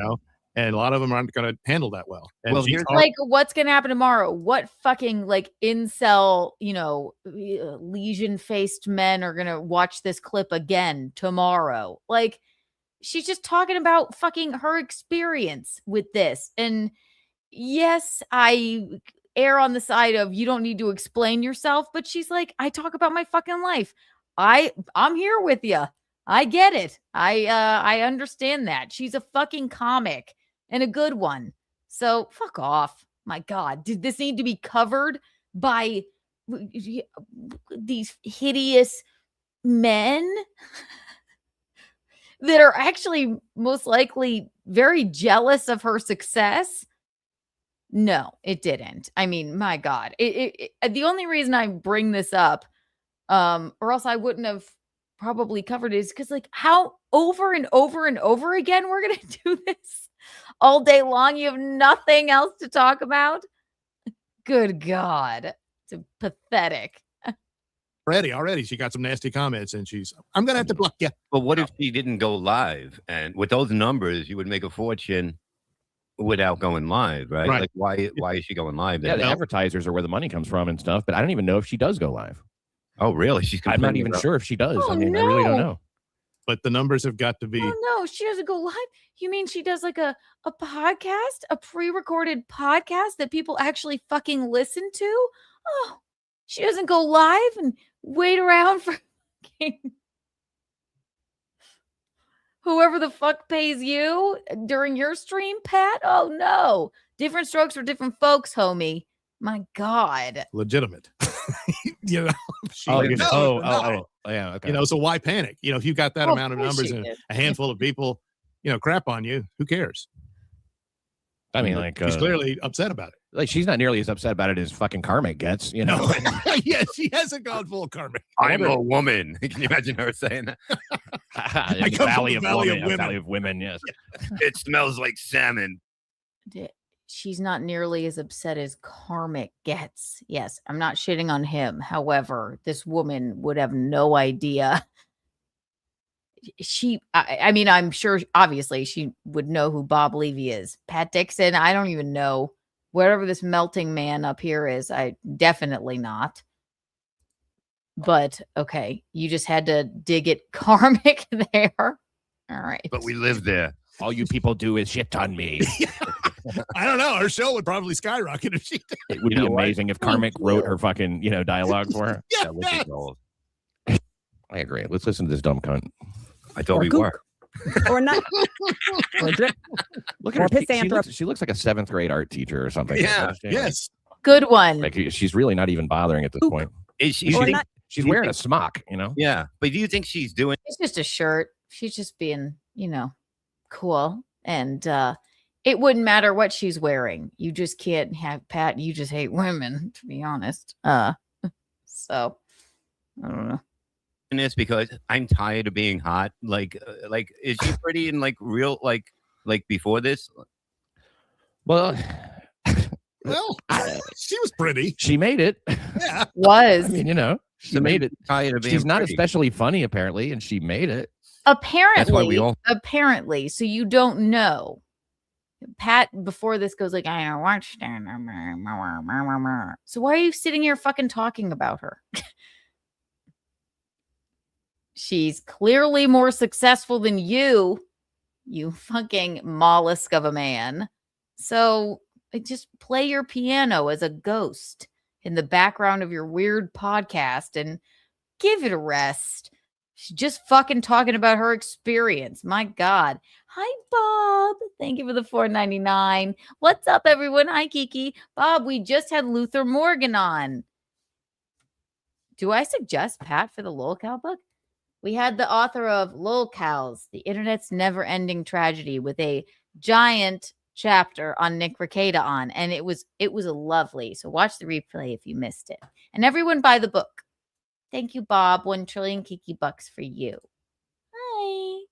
Wow. Those were the coins, and that was an accident. However, the coins are worth more than the bucks, so you're in luck, Bob, and you've done so much for us. Thank you. I have hopes though. Maybe it had to do with I'm not going to say that any woman, just because they're a woman and not really particularly pretty and not super fucking hilarious, made it in comedy by sucking dicks. But Not particularly pretty. Okay, Pat. Okay. Such a piece of shit. He is a hack. He's just a shell of a man. It's so sad. Faded into irrelevance in New York. It's funny you say faded because in like this thing, he does this like weird ghost thing. You can't even see him. He is. Maybe he is, there could be something to say for maybe it wasn't that he thought that you were, lying with all of his conquests. Maybe it was the fact that you were having sex with people in general and he was in love with you. You never know. Just could be something to consider. But I guess anything's possible in this world. But she had to come up with some ideas, She was quick. I met her in an audition one time before she came in an audition to do a show that I was writing on in 2010. And she was a fucking cunt to me. Not a cunt. She wasn't a cunt. Obviously, I know it's so sad. This is all Doom can do, overweight and condemned to a chair. It's like I said about Rekieta sort of in the book on Lolcows that I was interviewed for about Nick Rekieta. At the end of the book, I said Aaron may have gotten 8 days in jail, but Nick Rekieta is he was sentenced to life as being himself. And I say that for Doom as well. Can you imagine what Doom's like? Oh my God. I shudder to think of it. Just gross and sad and angry. And just a mollusk of a woman, much like Pat Dixon. She was a little bitchy to me. Would she turn you down? You sound like John. No, man. It was like she was making fun of me in the room for some reason. And it's like, whatever, fine. I didn't really care. I'm just there like I'm there as like I'm not even participating in anything. And I did something weird. I asked her, this 2010, 15, 16 years ago. And she came in to do something on this pilot. It was Ron White's pilot. Bob, so if you're thank you for the $1.99. I saw her live at the Comedy Store. I think Whitney is incredibly intelligent and funny. I listen to her podcast. I have not in a while. However, the what we're talking about is the fact that fucking it was over and over and over again. I saw a bunch of, I'm sorry, if you could consider them even comedians or like podcasts or whatever, talking about her and shitting on her for her like response she's just doing her own fucking thing. And maybe 6 fucking shows filled with old fucking creepy men talking about this woman. And I went, is it really that bad that she just went on her show where she talks about her life and was talking about her experience? No, she's funny. She's incredible at roasts. She, has a successful podcast. That's, you can say, can any of these fucking people say they're like, no, but the algorithm and the bots and Pat Dixon is a ghost. And, Bob Levy is, obviously successful. He's had a successful career. I'm not talking about him, but behind him, Pat Dixon is just sitting there like a ghost playing the piano. And then there's this melting man up here. And it's just pathetic. It's like how this has been covered to death by a bunch of fucking douchebag men with honestly way less to show for their lives than Whitney has. So they can fuck right off. So anyway, just my opinion. On White's Morning Buzz, which is going to be, was a pilot for Comedy Central. And it wasn't a big deal. She just was kind of like fucking picking on me a little bit and saying little things to make the other people in the room laugh at my expense. And I wasn't even there like to talk. I'm there to just read, plainly read. They just needed somebody to read and they didn't want to do it. Wow. So they called me in there to do it. I had nothing to do with the situation. Don't know who she is or anything. And she wasn't really, like 2010, nobody really knew who the fuck she was.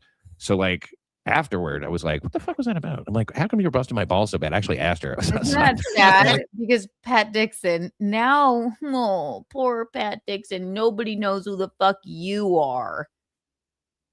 She'll never, ever, ever see you talking about this. Isn't that sad, Pat Dixon? Oh my goodness. What was that about? I don't even know you. And she goes, you know what that was? She actually like looked me in the eye, and like took it as a serious question. She goes, whenever I'm in a situation like that, I find the person with the least prestige in the room and I fuck with them because it makes me look better. I was like, oh, all right. Thanks for letting me know. Thank God you didn't have a horse. Yeah, I would be horseless after that. That if you are a dork or a dweeb or a kook or a nut or a cocksucker or a drip or a pissant or a butthead, I'm gonna block you. I used to not because this is the karmic speech. Just it is. Bob, you're not wrong. Right. Joey Diaz and Joe Rogan sing her praises. She was just on fucking Joe Rogan, right? And they're like, but it didn't have as many Joe Rogan views as Joe Rogan normally has. It's like these gossipy old fucking men. They're unbelievable. It's like, Jesus fucking Christ. Get over yourselves. This needed to be covered to death by a bunch of, I'm sorry, just failures. Today, really? Joey Diaz, one of the funniest fucking comedians ever. Yes, of course they sing her fucking praises. So fuck off, Pat Dixon. Like, God, sit behind your piano. Whitney form. Yeah, it's not. Karmic does it better than her. There's more emotion. That video was so good this morning, man. It's like I had forgotten how fucking insane he gets with the rage. Oh my God, it was fucking primo. I felt like the message was like they got to me, or like I'm not gonna give them the time of day, or that I was gonna go like tell people like I can't handle it, and they're gonna be like, "When he blocked me, she can't handle that truth," or whatever. I was like, I don't want to give them. Sounded like Karmic. That, Karmic. I'm at capacity on session, Pat. Karmic? Yeah, I understand that. Right. Of course. Karmic was with Felicia, or I guess still is. Pat yeah. Fucking a trans man. Right. Named Doom. Just so he has a place to fucking live or gets his rent paid. I know. It's so sad. Like, to even bring that up while watching this is so fucking telling. It's embarrassing. God. I hate poor Bob Levy's even on the fucking screen for this. Like, no, Bob deserves to be on the screen. All right, fine. This is embarrassing, Gino. I don't know how many people. All of them. I am so embarrassed that they went like, yeah, this is great. Let's all shit on fucking Whitney Cummings for listen. she is somewhere in her fucking life for being open and fucking honest. I found this to be a very fucking open and honest, just like, hey, this is what it is, and this is how I feel about it, and fuck all of you like that say different. I prefer to watch that than watch, I don't know, 3 melting old men giggle at nothing. It is pathetic. Nerds. And it used to be that the nerds were the ones that were bullied, but now This is really going to cause a lot of people to start fucking with her and trying. I know. To get That's all. That's exactly. Calling everybody a nerd if they're not into her. Yeah, it's Barbara Streisand. Is that what she said? Yeah. What a dumb bitch. nerds are the bullies. You And hate it took me a women. second to realize that. So you're not a troll. You're a bully, and I can block a bully. Like, that's okay. Don't you hate it when you're big, sort of Hollywood, somebody, with the biggest podcast in the world, and then you get bullied by these fucking nobodies out on Twitter? Are you calling her not a somebody? She has a very popular podcast. Pat Dixon, you had to fucking use people to what? Move to Tennessee. You don't get me fucking started on you. Are you even still doing stand up? Can you stand up even? For Christ's sake, you're melting. Oh, right. Wait, Hackamania, where he slept through the first one. What a riveting time. My God. And on comments on YouTube. Well, to be fair, all the diatribes that Joe Rogan has laid out there about all his critics and bully. Who is that We man? can run through that whole That's marathon. a of tape question of no him. one's asking. Who the fuck is this man that is fucking melting up here with his coiffed hair? Who is he? Is he a comedian? Do you recognize the name Douglas Nelson? Do you know? He's the guy that does the graphics for him, and fucking he's another guy that fucking Pat says it's funny, so he'll fucking pay half his shit. Oh, so he's his Moody. Yes. Okay. Yes. Well done. So he's the man that does Pat's graphics. Yes. Fabulous. At least you have Bob on, for Christ's sake. So your fucking, tech graphic guy comes on and has an opinion on Whitney fucking Cummings. Okay. We'll go with his They don't have fucking takes. Stern Bob Levy. They have Dabbleverse Bob Levy, which is a step down too. It is sad. Yeah.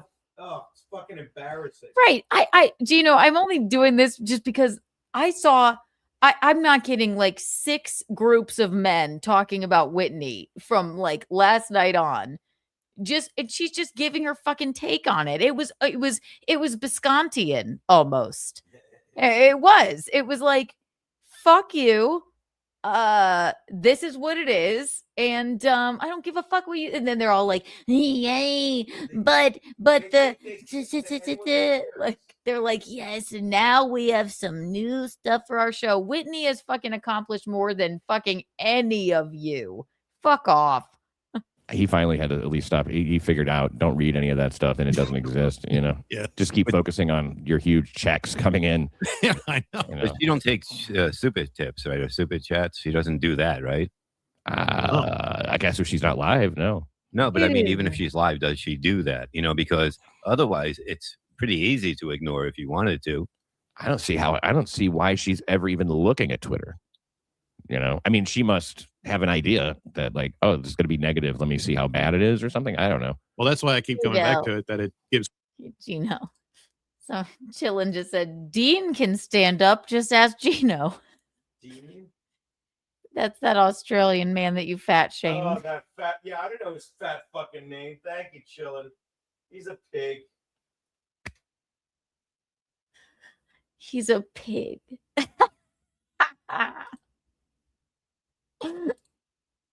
Credence to the fact that she might be in a little bit of trouble here and not doing all that great. Queen has no clothes, and we're like, get some clothes. Right? Which, by the way, to block a bully because they just want attention and are lonely and sad is bullying a bully. But this might be the year that I bully bullies. Maybe that's okay. And Blocking them is not, they don't care. Island under self-care, because you can do anything as long as you say Island under self-care. Listen to the way they talk out there. Look at the face. Maybe that's okay. Yeah, God. And Violet. Pat Dixon, you're supposed to be, she's making fun of people that say self-care. You fucking mollusk of a man. She said Violet and her self-care because that's what, like, she's making a joke. She's not actually speaking like that. It's like a self-care thing. You're too old and too pathetic to understand it. It doesn't mean other people don't find her funny and don't understand the joke. Okay, Patty? All right. Under self-care. Because you can do anything as long as you say it's self-care. Oh, good. It's also just like, I got to be You honest. could do anything if it's self-care. Steal a horse, for instance. Maybe only that thing- was the comment that did her. All right, that's it. You're blocked. It's the only thing that makes me feel better. I got to block some people because it's like too cringe. Now that I'm a mom, been almost, I mean, I'm over 3 years sober now. Like I'm getting all my feelings back. I can't take the cringe of people Really? being dorks in my comments. Like I'm too embarrassed for you, and Schadenfreude is not my thing. In 2026, cannot spend bandwidth on the cognitive dissonance that I would have to provide or conjure up in order to not see the shocking irony and the like required for you to type that I'm trying too hard. Is when this like my mind job. yoga? Yes. I'm doing my job. Of course. And trying hard is cool if it's your job, but this is your hobby.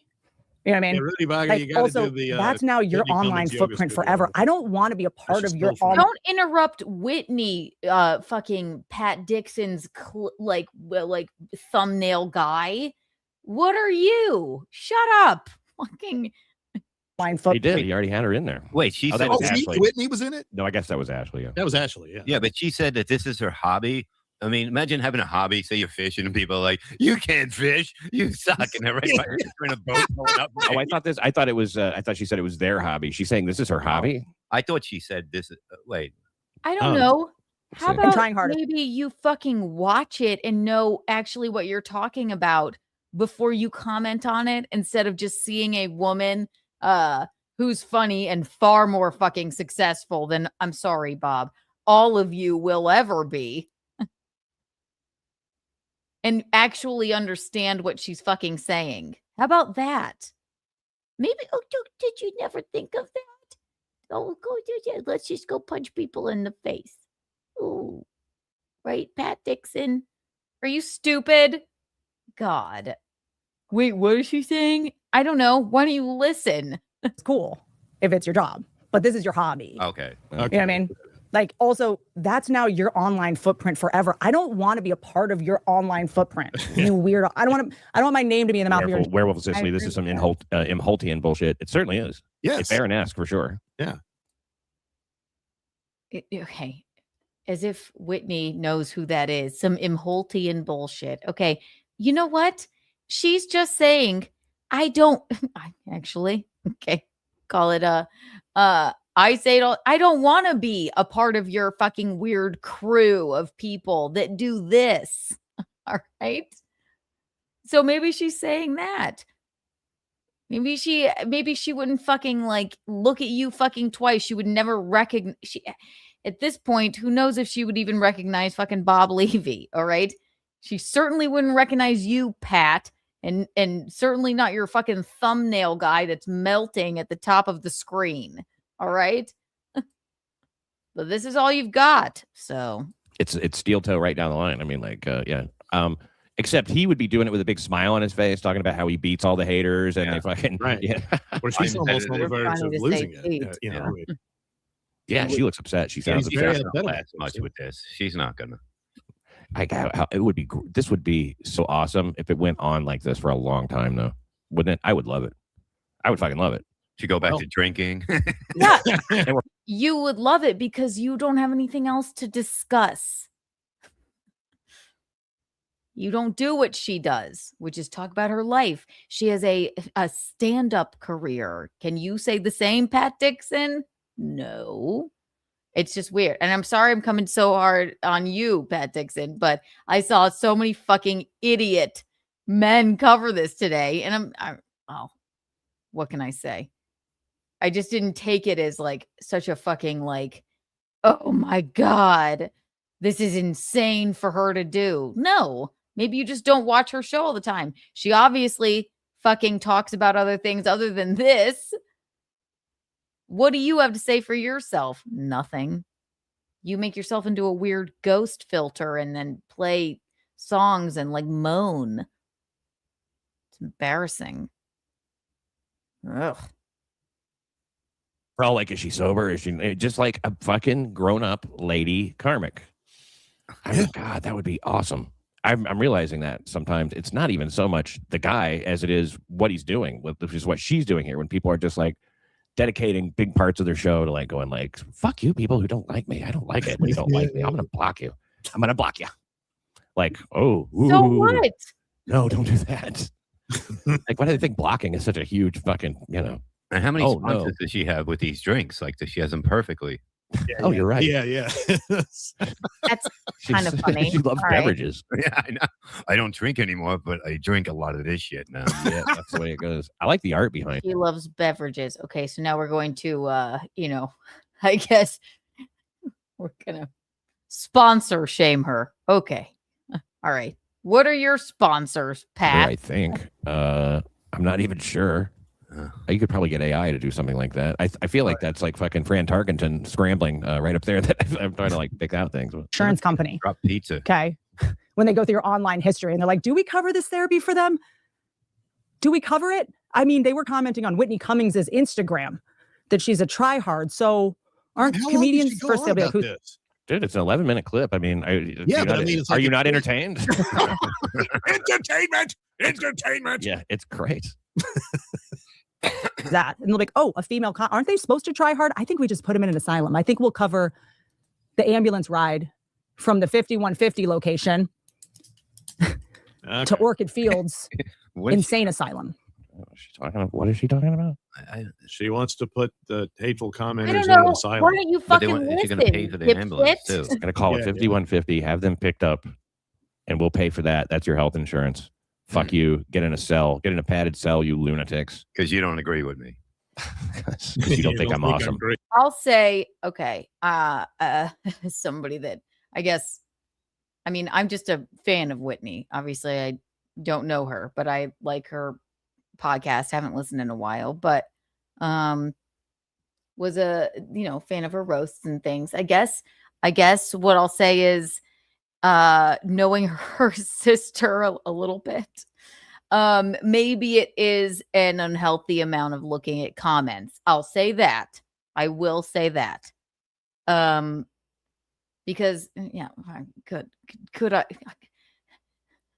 if you look at it too much or if you care, I don't mind looking at it. It makes me laugh. The meaner the better, as I always say. Because it's like to take the time out of your day to say something like that just makes me go like, oh, it's so sad. And they are sometimes diabolically fucking mean. So maybe that's where that's coming from. Bob Fan Patrice, thank you for the $4.99.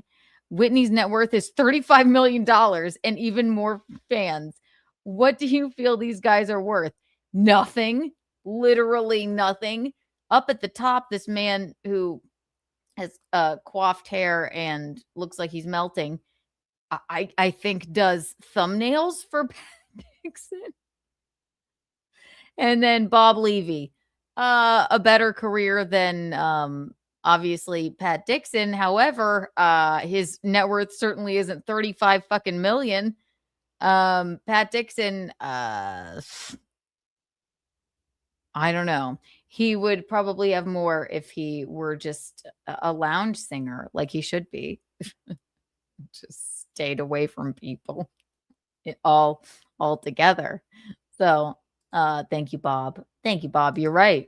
Yeah. So it's the weirdest thing I've ever seen. And it's not just them, Bob. I saw Carl doing it and fucking like, who else? I even fucking Chad was looking at this. Who are you to fucking tell her anything? No one. 1 million trillion Kiki coins for you, Bob. Good point. Wow. Unbelievable. Yeah. You didn't come here to tell me I'm awesome and wonderful. Well, whoever's buying fucking views for her is this is a big scandal here. It's not a scandal. she is okay. It's not a scandal if she's telling you she's not buying views. Why, if she were, why would she fucking sit here and draw attention to it? Be like, no, I'm not. She's just fucking saying, ugh, I err on the side of, should you explain yourself? Probably not. However, sometimes you have to put people in their fucking place. If she were actually doing it, she would never fucking comment on it at all. I don't know. That's how I would think. I don't know. So I'm blocking you. Like, I used to kind of come back and be like, cool comment, or like, I know you rule. That's my favorite one. Just like, Tyler. you rule. Sorry, Tyler. Ashley is Whitney's sister. We had a show for a show. She is Ashley's older sister, and she goes on shows over in the Dabbleverse, and we did a 8 weeks of a show. She now hates me, but that's her sister. Yes. So I do think maybe I see a little bit of what I saw in Ashley, which was like, if it's actually upsetting you, all of this, like clips and, comments and things, I don't know if this is right for you, which is what I said, and which is why we ended our show. So maybe that's the only compare, because I see really, I don't think they have very much in common at all, other than maybe she didn't need to explain this. Whitney didn't, but fuck it. She's a fucking comic, and she talks about her life on her podcast. So, But not anymore. I'm blocking you. I'm not going to get off my phone. It's not going to happen. That ship has sailed. Okay, that would be like an amputation at this point. Let's stop pretending we're going to get on our phone. Just stop following morons and liars, thieves, and worms. Stop following dreck and trash. Right? Honestly, I should be on my phone more. I should scroll more. Just really have it be smarter people. Well, all right. Try if you that. attack people online, you're the loser, right? Damn it. I wouldn't be defending myself if someone attacked me online. I would be. You're right. You guys are Exactly. She got us. Oh, well. Jesus. He's right. You are losers. Levy. She's right. You are believe this losers. shit? For you three to fucking sit insane. here and talk about this. I've never you are had the losers. desire to just fucking try and tee off on, some anonymous bunch of fuckers who hate watch my show and will be. What's sad, Pat Dixon, is that you're a fucking, or were a comic. You probably shouldn't be anonymous, but now this is what you're doing. So I don't know what to tell you. Sorry you fucked your life up.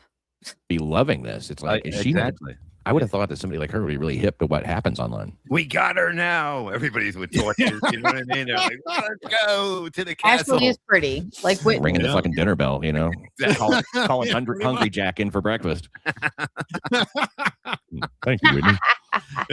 punching down, right? Punching down. Is not someone who's sadistic and wants to tell me I'm not funny, yes. like during their workday, who doesn't know the definition of there and there, THEIR and THY posture. Like, Oh no. what do I do? Yourself, bitch, okay? I mean, ignore Oh no, she made a mistake. Oh God. it is also mean. That's always where I've been. I'm always like, I can't ignore this comment because this person is doing it because they need to be seen and heard, and they're like lonely, and they know that I have a penchant for crowd work. He's not a. The point is, I owe an apology. She nailed to some me. people. Right. Push-ups, you're right. Pat, you're not even a comic anymore. You're literally just a man sitting on the internet and was a criminal. So, I don't know what you think you should be talking about this woman does for you. Anybody with a brain stem would go, yeah, we understand what she's saying, and maybe her fans fucking understand what she's saying, and fuck you. Bob, thank you for the $4.99. If you type Whitney into YouTube, Cummings comes up second right after Houston. If you type in Pat, you will scroll forever and never hit Dixon.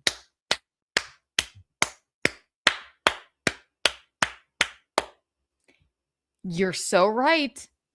It is so like it is Pat Dixon. I mean, you would have to type all the letters in. Exactly. 100 fucking percent, Bob. 100%. Bob with all the great points tonight. Look at that. Not that you always don't have fabulous points, but it's just weird that they would even fucking think to fucking comment on this. It's like, okay, why don't you look inward? Why don't you type your name? How about that? 1 million Kiki coins for Bob and everyone here right now. Wow. And it's actually pretty serious. I feel bad. There's no easy way to say this. I do need to openly apologize. Texting you. Yeah, I'll do you like a guy reading with me. To a couple people who have accused me of hiring bots to watch my podcast. Or Hiring bots. That's an interesting way to put it, isn't it? Then you can deny everything. I have hired no robots to sit and watch my podcast. Imagine they watched it and they were the ones that turned on her. This is Even garbage. the AI can't stand it. I do not like this. Maybe you should hire some bots to watch your fucking podcast, Pat. I'm teasing. She's just fucking talking about her life, okay? It's really not that funny. This man up here I want to fucking vomit looking at him. And then Bob's like, yeah, let's make fun of the drinks here. Okay. That's better than anything Pat Dixon said the entire fucking time. You suck. But She is a charmless cunt. Imagine fucking her and then listening to this speech about what you did wrong. Well, there's always a price to pay. Yeah, it's like, I wouldn't fuck her with your robot's dick. Probably. I wouldn't buy your robot stick. Bishop's good point. It probably is. That's your legacy. Gino goes in for a hug. You break his jaw because you were fucking strung out and fucking a monster. Okay. Good for you, Pat. Make fun of Whitney some more. You'll never, ever. It's so sad in the fucking, doldrums of your life. You'll never be where she is, ever. But go ahead, make fun of her. That's fine. Yeah, hire your bots to fuck you. the numbers of the podcast. I am not even erudite enough about bots to know what exactly I'm being accused of, but I'm going to... Are you shitting me? Really? Erudite about bots? Well, basically, you give somebody money and then your numbers go up. Isn't that how it works? I mean, I think if... yeah, for the views. And I think if Chad can figure it out, this bitch can figure it out. The idea is it attracts views, and so then you get real viewers, and all right, it's it might pay off. But if you're Chad, it's just supposed to give you a boost. Yeah, I guess. Right, a boost. I don't know. I've never done anything like that. I don't even want to fucking try to fool myself or fool myself. You know what I mean? Like, why do that? It never makes any sense to me. But I guess if you got a lot on the line, yeah. If that doesn't work, then yeah, you're burning money. Outbots to know. Right, I agree with that. Right. So she's just explaining, like, because how offensive would it be that somebody would suggest that you are, Pat? Right? Maybe she feels the same way, right? You don't want to fool yourself or anybody else. It seems to first of all, it's such a weird thing to do. So she's just fucking like explaining herself. She didn't need to do it. And she certainly doesn't need to be commented on by like the likes of mollusk of a man like you. But maybe that's what she's fucking saying. So what exactly I'm being accused of, but I'm going to apologize anyway. Also, look, if anything they are accusing me of, to be clear, was true, the inflating numbers artificially on YouTube are fraud. It's called fraud. YouTube would have taken my channel by now, but we're going to keep logic out of it. Not really. Not necessarily. No. I mean, they might look the other way for a minute. While you try to.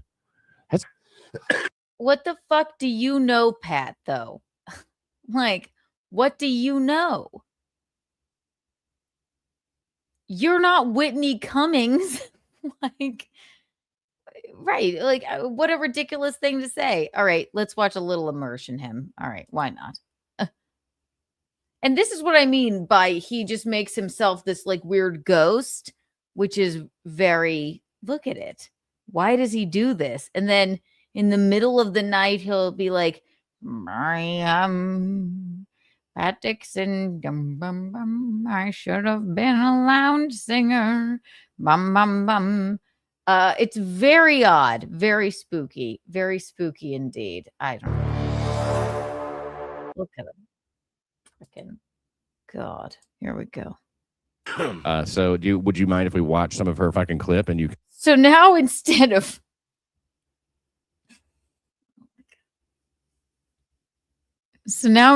moving on from the topic, he's got Mersh on. He could move on to an entirely different topic. He could play a little tune. He could go and, I don't know, walk outside of his home, punch somebody else in the face. I don't know.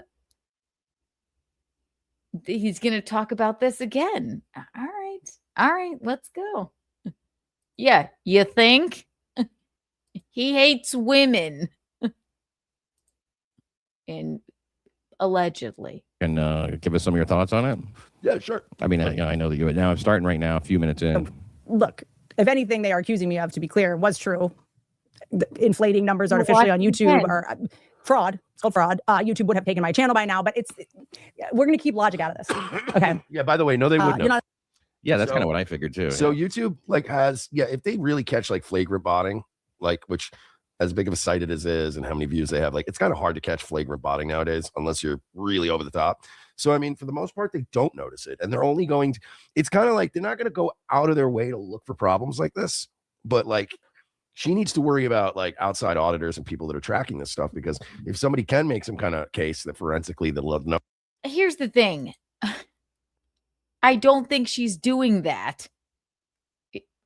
She comes up on my algorithm all the time. And not just because I, know her sister, which literally no one else knows except for this weird corner of the internet. Maybe it's just that she has a popular fucking podcast. People want to fucking jump to the thing. These men want to jump to the thing well, did you see how many views her Carl was like, she was on Joe Rogan and it got only 600,000 views. What the fuck do you know? Okay. Just when it first was put up, just leave it alone. She's just fucking talking about her life. It's enough. And now Pat is going to talk about it again with another guest. You're pathetic, Pat Dixon. I really don't watch or think about you, but this is I don't know.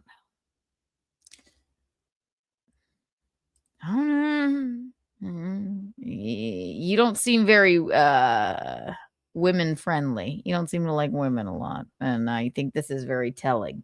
So you're going to pull this clip up again. You're going to force your audience to watch this again with someone else's opinion. Okay. All right. Numbers don't line up that she is botting. That is fraud. And I'll tell you what'll happen. YouTube might not know about it, but as soon as they find out about it, and if it was investigated, YouTube will cooperate immediately and be like, we had no fucking idea. Fuck this bitch. Exactly. So she's acting like, oh, YouTube would have got me by now. Not necessarily, because they're not running around what are you botting? You know what I mean? Right. You sound great, but you could juice up the volume just a hair, and that would be great. Now, I don't see it making any difference if she's only botting a little bit. So if she's botting, if she's buying views or whatever. I can't watch this anymore. The main point is, for Christ's sake, the woman was just coming on to fucking talk about, this has been interesting that people keep accusing me of this. That's it. That's all. It didn't need to be covered by the likes of Clubfoot, formerly Clubfooted, Carl, for 3 hours with, I don't know, whatever that man that never speaks, and Adam Bush, and then Pat Dixon, and Pat Dixon covered it twice.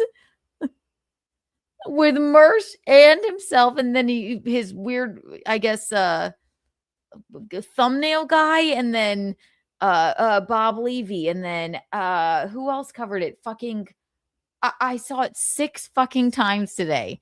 A bunch of men fucking telling this woman what she should be doing, how she should be doing it, because they know better. I mean, they couldn't even imagine the kinds of people the kinds of men that couldn't even imagine the success that fucking Whitney Cummings has. Let her fucking be. It really wasn't that fucking crazy of a thing to say. She's just fucking like, fuck you. This is it. You're all nerds. She has a point there.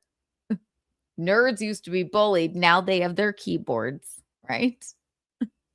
She's right. She's just like, fuck you.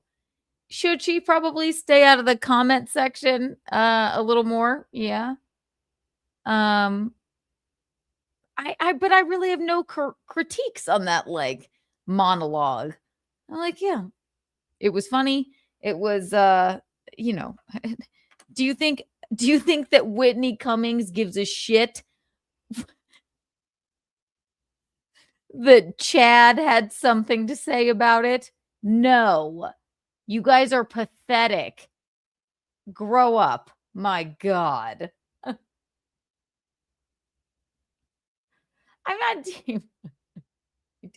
You're not a nerd. I don't mean it like that. I mean, like, it's just, did it need to be covered so much by a bunch of dudes that don't know her or anything? It's like I don't know. It was wild to me. I don't mean to nerd shame. I mean to just say, would I have done it if I were Whitney? I don't know. Is it ever a good idea to explain yourself?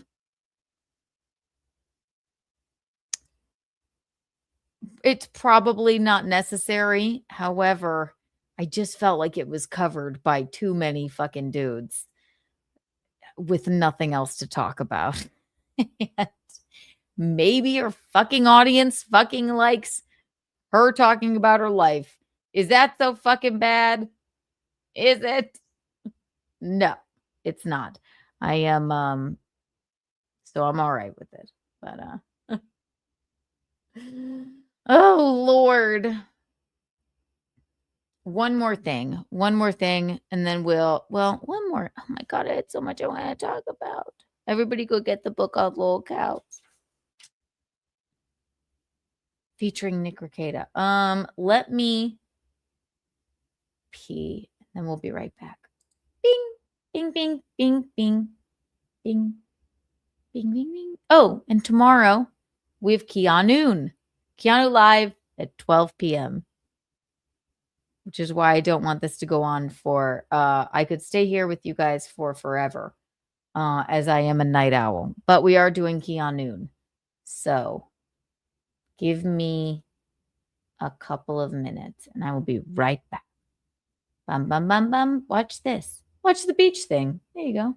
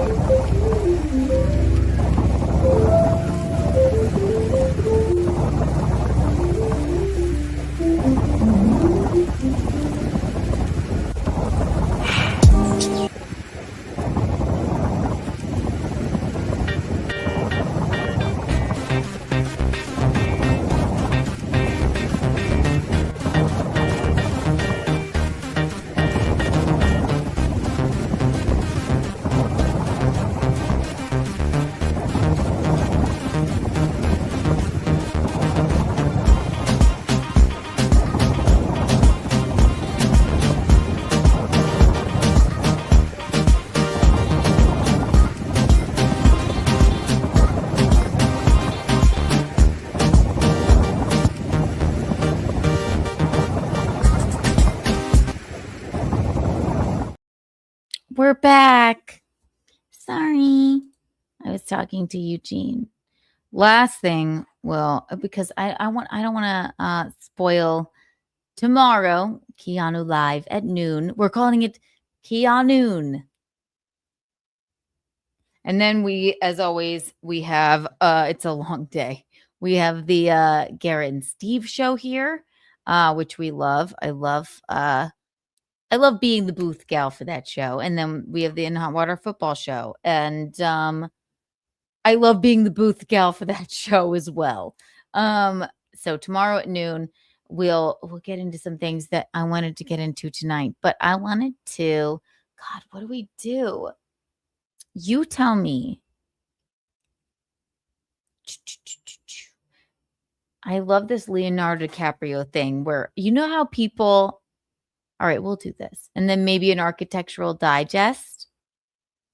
We haven't looked at that in a moment. We love doing the Architectural Digest Open Door AD reviews. We love that. Architectural Digest. I agree. Or maybe a funny clip. All right, we'll save Leo for tomorrow, which I love. But this just kills me. And you're going to have to watch. You're going to have to watch this at least 6 or 7 times with me. It's very short, but it fucking kills me. Oh, thank you, Push-Ups with $5. Cheers, Kiki, going to bed. Good night, Push-Ups. Thank you for your very poignant, fabulous questions for our guest, Luther Morgan. Thank you. Everybody go buy the book, Lolcows, the Internet's Never-Ending Tragedy. Thank you, Push-Ups. 1 trillion Kiki bucks for you. Oh. Let's do, this is perfect. Aaron James is here. So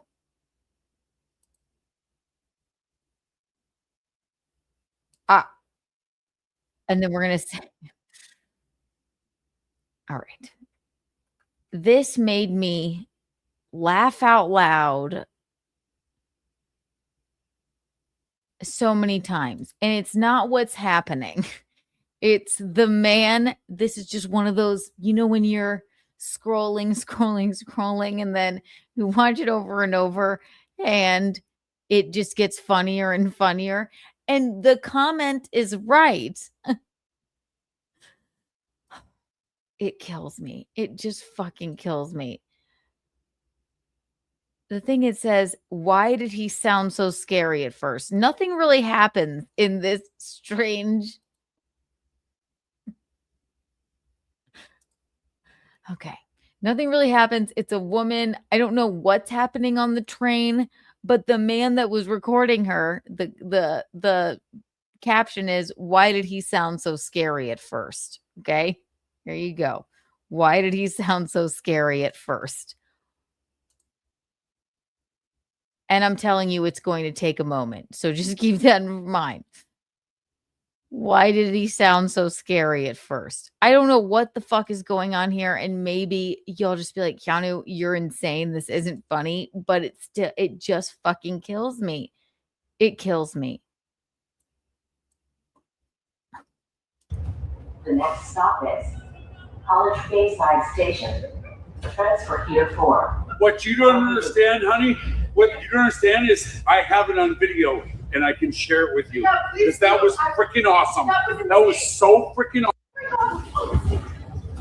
awesome. No clue what happened there. That's fine. It's not what happens here. It's what the man says that was recording. Stop is College Bayside Station. Transfer here for. What you don't understand, honey, what you don't understand is I have it on video and I can share it with you. Because that was freaking awesome. That was so freaking awesome. The next stop is College Bayside Station. Transfer here for. What you don't understand, honey, what you don't understand. Why did he say it like that? Why did he say that at all? Well, you don't understand, honey. Well, you don't understand. It was terrifying. Understand is I have it on video and I can share it with you. Because that That was freaking awesome. That was so freaking awesome. The next stop is College Bayside Station. Transfer here for. What you don't understand, honey, what you don't understand is I don't understand why he would put it like that. I don't get it. It's what he says that is very bizarre. I don't know why it's just fucking is. The next stop is College Bayside Station. Transfer here for. what you don't understand, honey, what you If something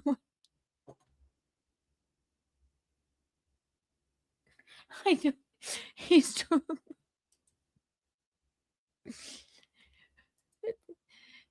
He goes, listen, why did he sound so insane at first? Like, why did it sound so sinister?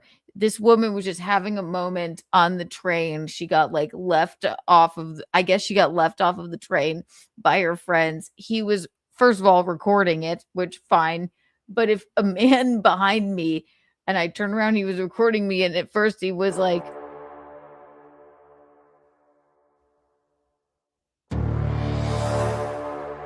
what you don't understand, honey, is that I have the entire thing on film. I would be like, why was it weird? don't understand is I have it on video and I can share it with you. Because that was freaking awesome. That was so freaking awesome. The next stop is College Bayside Station. Here for. What you don't understand, honey, what you don't understand is I have it on video and I can share it with you. Because that was freaking awesome. That was so.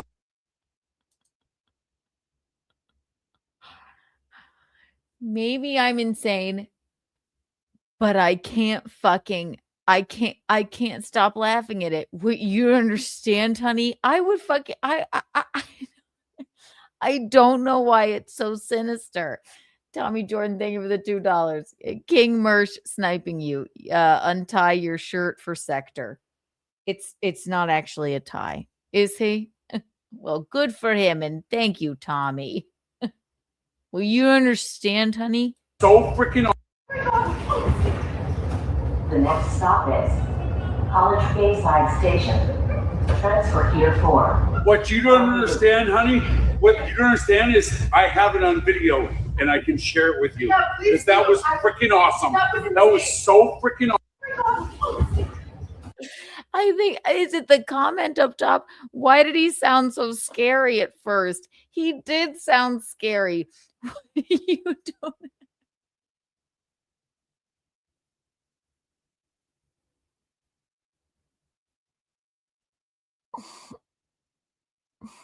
Why is it killing me? Also, it doesn't even have it can't untie. Why did it sound so scary at first? The next stop is College Bayside Station. Transfer here for. What you don't understand, honey, what you don't understand is I have it on video and I can share it with you. Because that. Is it just me? Is it just me? Probably. Call Max Loads. Yeah, I'll call him. I think the guy. What? Is it not weird if you turned around and when some man was recording you and he said, well, you don't understand, honey? I don't know. Dude, I don't know. That was freaking awesome. That was so freaking awesome. The next stop is College Bayside Station. Transfer here for. what you don't understand, honey, what you don't understand. I spent 5 minutes laughing at this. I understand. It's weird. It's weird. It's not exactly right. It's not right. I can't, it's not like the fan dad, right? We know we love the fan dad. Oh God, nobody respects me around here. There was something about it, which is why it has so many views. I was laughing out loud when I still think about it. It sounds so sinister. It does. I said, Tyler, that it may not appeal to you. Maybe you won't understand why it's funny, but it was confusing. I hate this place. No one respects me around here. We gave it a shot. I tried to show it to Gino too. He was like, "Why is it funny?" It just is. Go and look it up and just watch it over and over, and you will begin laughing too. I hate this place. Oh, kill me. It's so funny. It really is. I'm telling you. You just don't understand me. No one gets me around here. You just don't get me. All I'll do is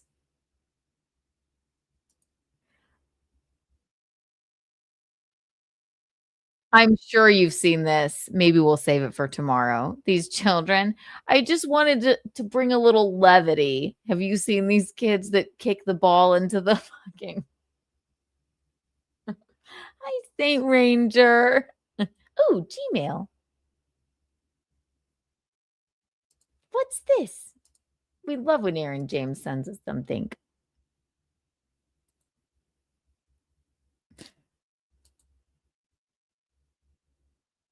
What is that? David Blaine's Street Magic 2. This is a parody.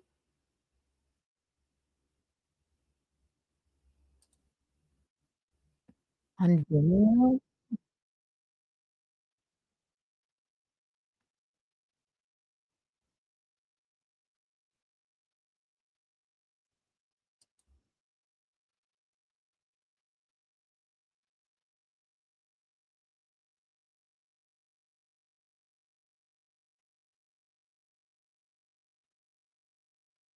His name is Trump.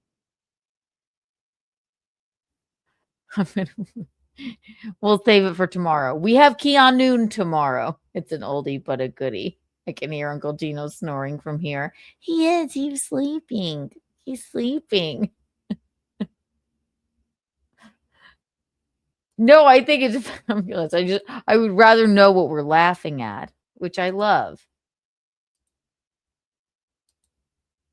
Hang on. Also, I didn't want to stay this long. Let's do now. All right, let's watch it. All right, fine.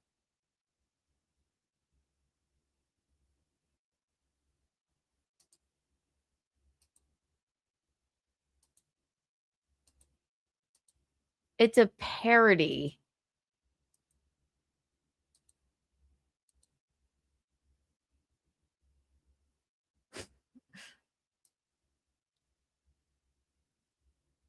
I want to save it so I know it, Aaron. I'll go on strike. Don't go on strike. We love it. Let's do I thought this was fabulous. I don't know if you watched the Golden Globes. I love these people that lip read now. Like they figure out what people are saying. And you really don't. I think Nikki Glazer said it. She said you can't you never see it was in her like opening monologue. She was like, you never see Leonardo DiCaprio having like a fun time ever in life. Normally he's just like squinty eyed unless he's at the Golden Globes. And then a lip reader figured out what he was saying. And I just thought it was so sassy and adorable. Have you ever seen Leo having fun in public like this? No, you haven't.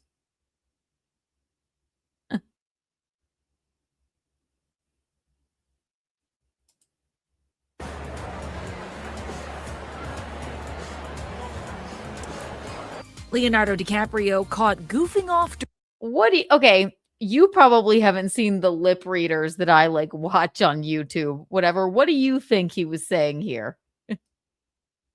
He was goofing off. Leonardo DiCaprio caught goofing off during a commercial break at the Golden Globes. Have you ever seen him have fun before other than in a movie? He's having the time of his life.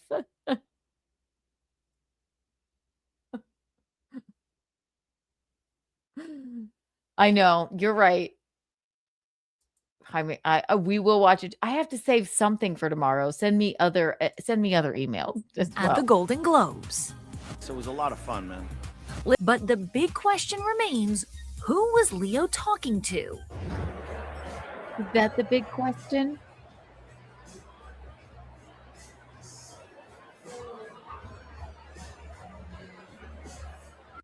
The lip readers go, I saw you in K-pop. K-pop? And then I went, K-pop? My most fabulous thing about this is I just think it's like, how fabulous is it that Leo's actually having fun? You know? I thought that was sassy because he never seems to be having very much fun. Look at him. Hang on. I want to play the lady on the train again. You know? I just want to watch it over and over again. Let's see. Hang on. Watch this. Bing, bing, bing, bing, bing. Bing.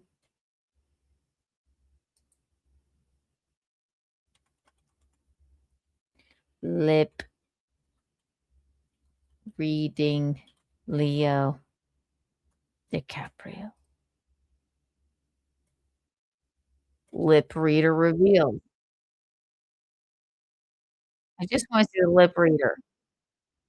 Not you, lady, talking about it. There we go.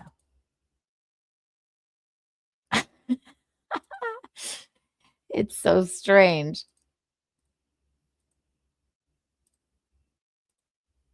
You with the K-pop thing. You were like, who is the K-pop? I was watching this all the time and I love it. I was watching you with the K-pop thing. You were like, who is the K-pop? Are they? Oh, it is. We were laughing. You were like, who is that K-pop?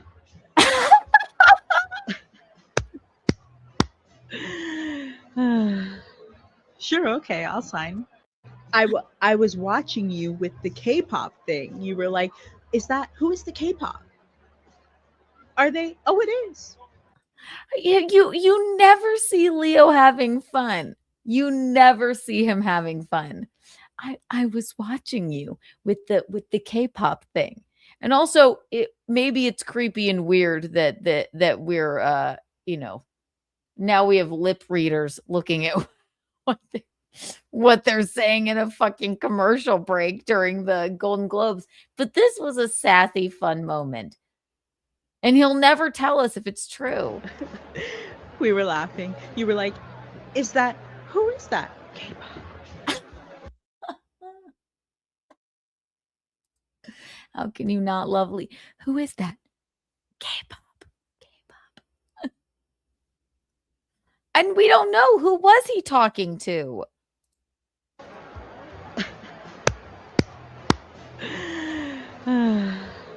Sure, okay, I'll sign. Yeah, and then he has to go right back to his fucking life of somebody asking something of him. He was genuinely having fun. And then somebody's like, Leo, can you sign this? He's like, sure, okay, I'll sign. I love him. I love him. I was watching you with the K-pop thing. You were like, who is the K-pop? Are they? Oh, it is. We were laughing. You were like, who is that K-pop?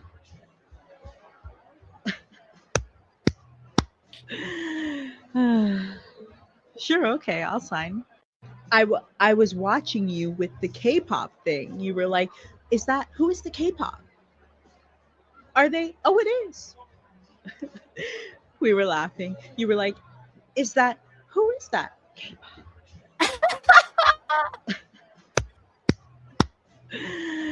He's adorable. If you don't love Leonardo DiCaprio, and now we know what he has said because we have people that can read lips. Should we do a bad lip reading of an Architectural Digest? I have a Discord. I have not looked at it in so long. I forget. I will 100% though.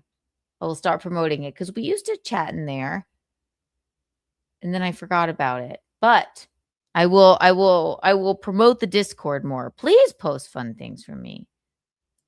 Please. What up, Tojo?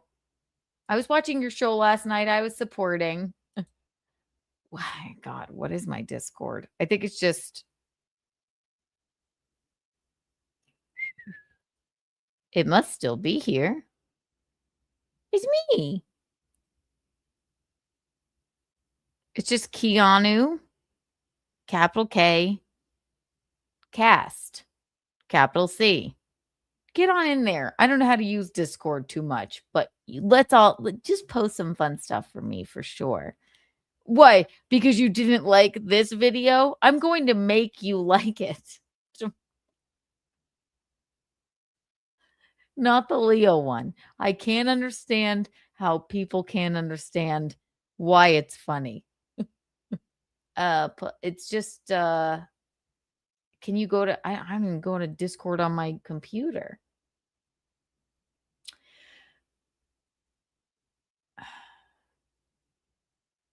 That's rude. And sort of Kiki, all the guys are losers, agree. But Whitney is crashed and burned. She make you look like a comedic genius. That's rude.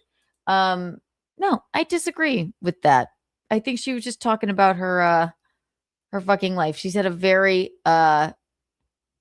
she's had a great career, and it just fucking kind of gets me that I just saw it covered too many fucking times today because they know better. It's bizarre. So maybe you just weren't a fan of her before. But no, she hasn't crashed and burned. Please stop this. I'm going to make you like this. Architectural Digest. Ooh. I really liked Leo doing that. Talking about K-pop. He's so animated. Any other time you see him, he's like, get away from me. And then, of course, he was just trying to enjoy his time. And then a bunch of fucking, lip readers are trying to decide what he said. I love it. You didn't watch co-host. I mean, that's a heavy word for what we were doing. But you didn't watch the whole thing. It has nothing to do with Dear Ashley. It's too many people fucking covering her that it was bizarre and all negative, where I think they're coming down too hard on her. That's all. Hello. What did I promise last Architectural Digest time? What did I say? Walton Goggins. Then we're out. We have to do the show tomorrow at noon. Keanu's.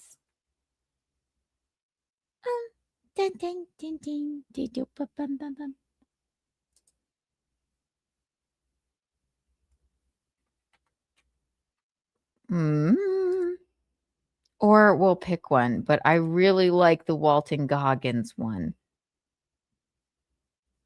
Or God, should we do a Kardashian one? I know y'all haven't seen these. My God.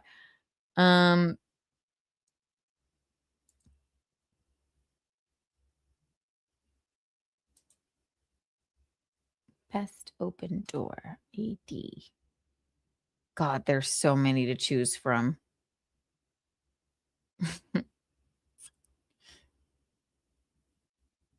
I don't want to pick one you'll absolutely hate. Let's see. Walton Goggins, Sarah Paulson's Cozy Malibu Getaway. Y'all tell me. Doodle with Bruce Jenner doing exercise videos. Should we can do okay. I mean, an oldie, but it's not old. God, I wish. Have you guys God, no, now you're giving me ideas. Where what is it?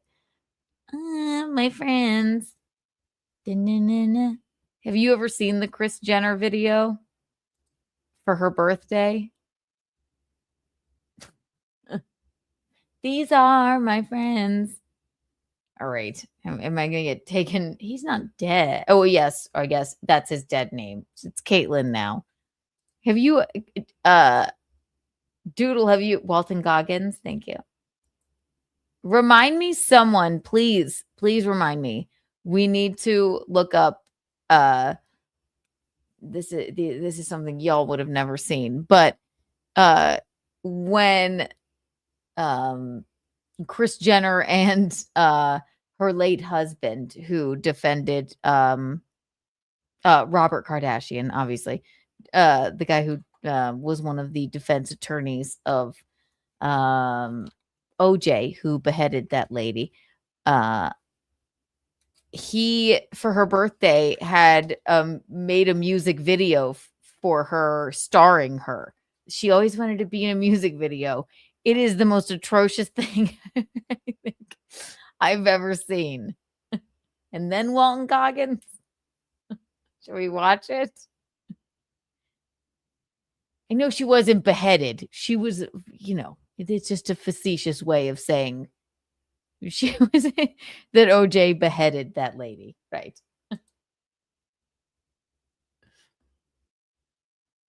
We could watch a little of it since we're talking about it. All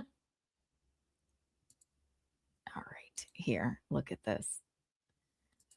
Because I know none of y'all have seen this Jenner music video. I love my friends.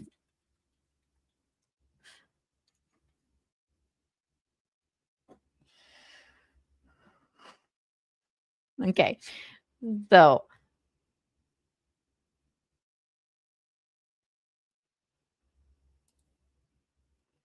this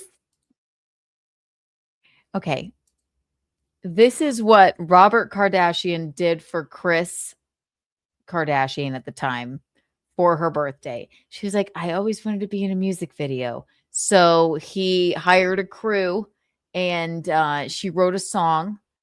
And then he defended OJ, who beheaded a lady.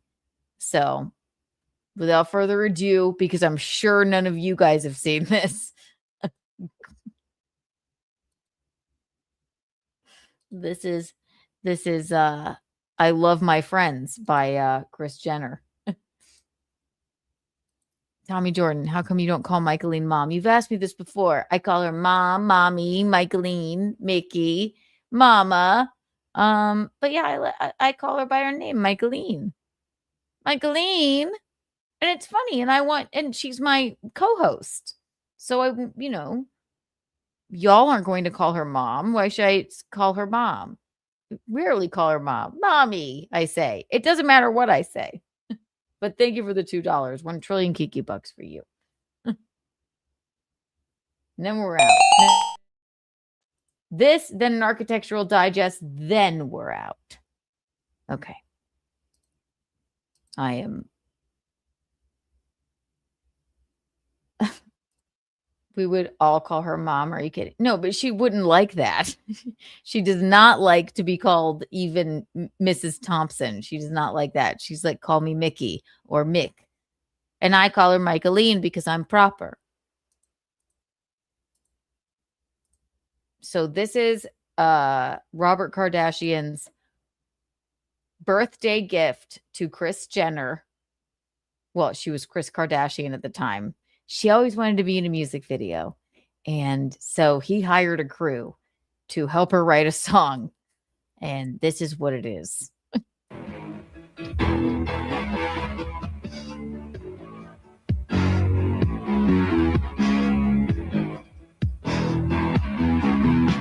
November 5th.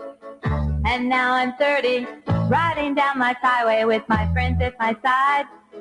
My life without them wouldn't be complete. They are my joy and pride. They are my joy and pride. I've learned a lot from all my good friends. Bob, think of do you ever call Gino daddy? That's how daddy do. I say, that's how daddy don't do. Yes, I do. I don't call him daddy. You don't want to know when I call him daddy. Okay.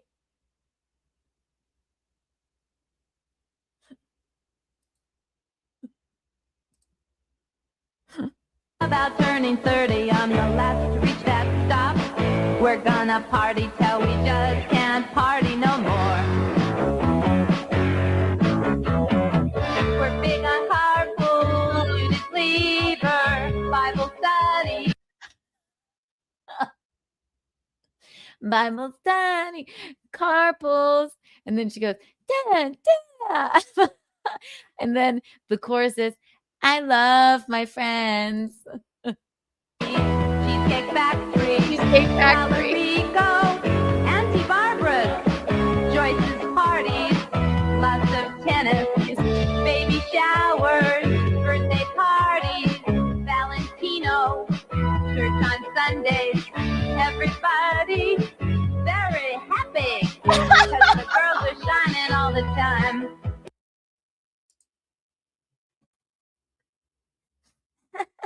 Everybody. And also, like, who is the creative director? They're like, I hired this creative director. I want you on a treadmill, Chris. Everybody very happy. I love my friends. Looks like another fun-filled day. I love my friends. I love you. I love my friends. She loves you. She loves you. She loves you.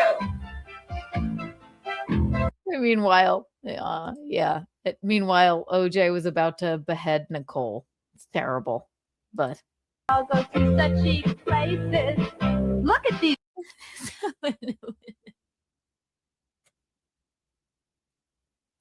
Was that a pig? That's Michael Jackson.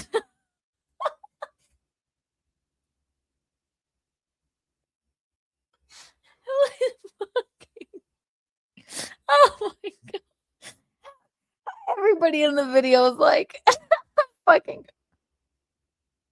everybody in the fucking video is like, the music video is like, half them are on the fucking Epstein Island flight log. Like, I love my friends. She loves you. There was no shame Nicole. She loves you.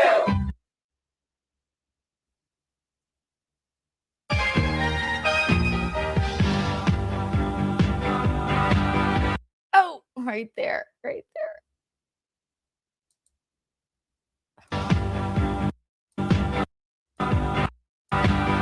I love my friends. Oh no, OJ's in there with Nicole, and then he beheaded her. I love my friends. Even when they fight, we go to Cheesecake Factory. I am Kris Jenner. And then one day, my husband, Bruce, will turn into a woman. I love my friends.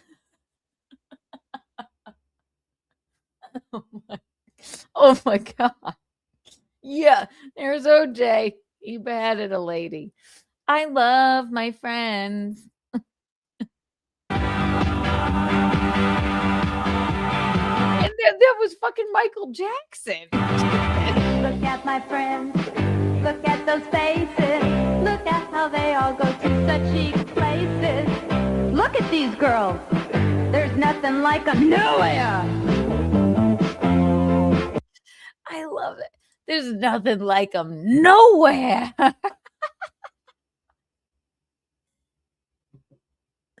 There's nothing like them nowhere. There's nothing like them nowhere. Look at these girls. There's nothing like them nowhere. Martin. She loves you. Loves you. Lina Lee. She loves you. La Scala Boutique. She loves you. She loves you. She loves you. I love my friends. There was OJ again. I love my friends. Oh, is that OJ? That's fucking bleak. Oh. Did they put the gardener in? She loves you. Get back to work. She loves you. She loves you. She loves you. He loves you. I love my friends. She loves you. He loves you. She loves you. He loves you. I love my friends. What the fuck is that? She loves you. I love.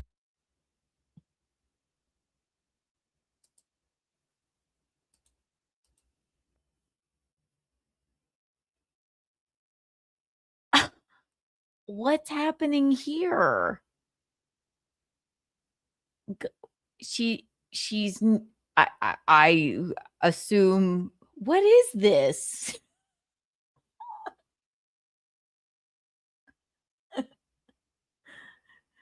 She's in bed with all the dollies. Listen, I told you I hadn't watched this in a while, and it is absolutely fabulous. I love my friends. Love my friends. Loves you. I really like that they included all of their, workers. Loves you. I love my friends. She loves you. Her dolls are loves her you. friends. I love my friends. Back to the treadmill. Yeah. Oh, there's I Chloe and love my Courtney. friends.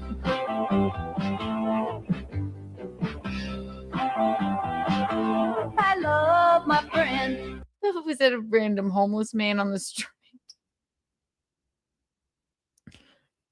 Even the homeless are our friends. Don't stop to help. I love Just my put them friends. in your music video. I love you guys.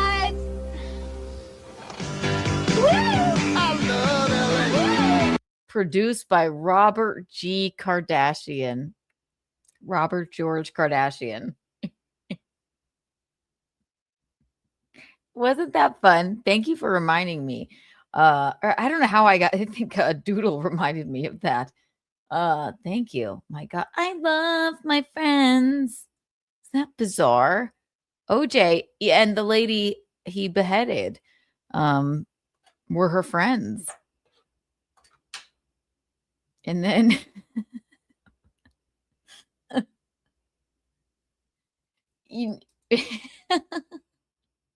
she does kind of have that air of Ghislaine, doesn't she? One Architectural Digest, Walton Goggins, then we're going away. All right. It's been fucking it's been 3 hours. It's been a rabble rousing episode. Thank you again. Oh my God, Luther Morgan, for coming on.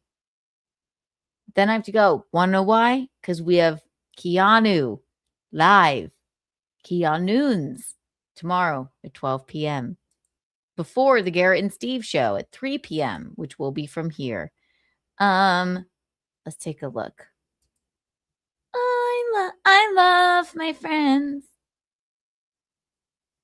I love this one because he is so strange and odd, and I guess I just love his home. Let's check out what Walton Goggins' Open Door Architectural Digest looks like. Of course, first and foremost, he has a black wooden door.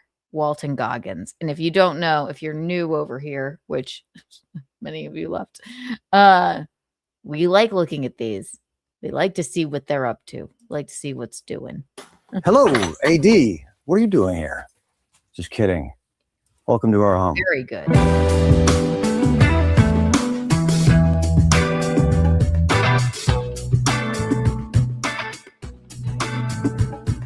This is the gun room. I should contextualize this experience for you. The house was built in 19. The gun room. All right. It looks it looks like a sassy version of it looks like a rich person's version of Clubfoot Carl's studio with all of his paneling, right? But I do love Walton Goggins. I think he's a very talented actor. And I like how his home looks exactly like you would imagine it to look. Right when you walk in, it's just reclaimed wood everywhere, right? And he said gun room. Okay. 24. The gentleman who owned it had 3,000 acres around here. We have 125. It was built in the design of a Scottish hunting lodge. I personally have never been to a Scottish hunting lodge, so I'm going to have to take your word for it. This was the gun room and where they would store all of their guns and go on a hunt. They had a pheasant farm here and a number of other things. So I'll say something about him. He is very attractive in a very odd way. He is. And very talented. And this is how his home should look. It's like what Kendall Jenner's fucking just like mountain home that she just built on a, because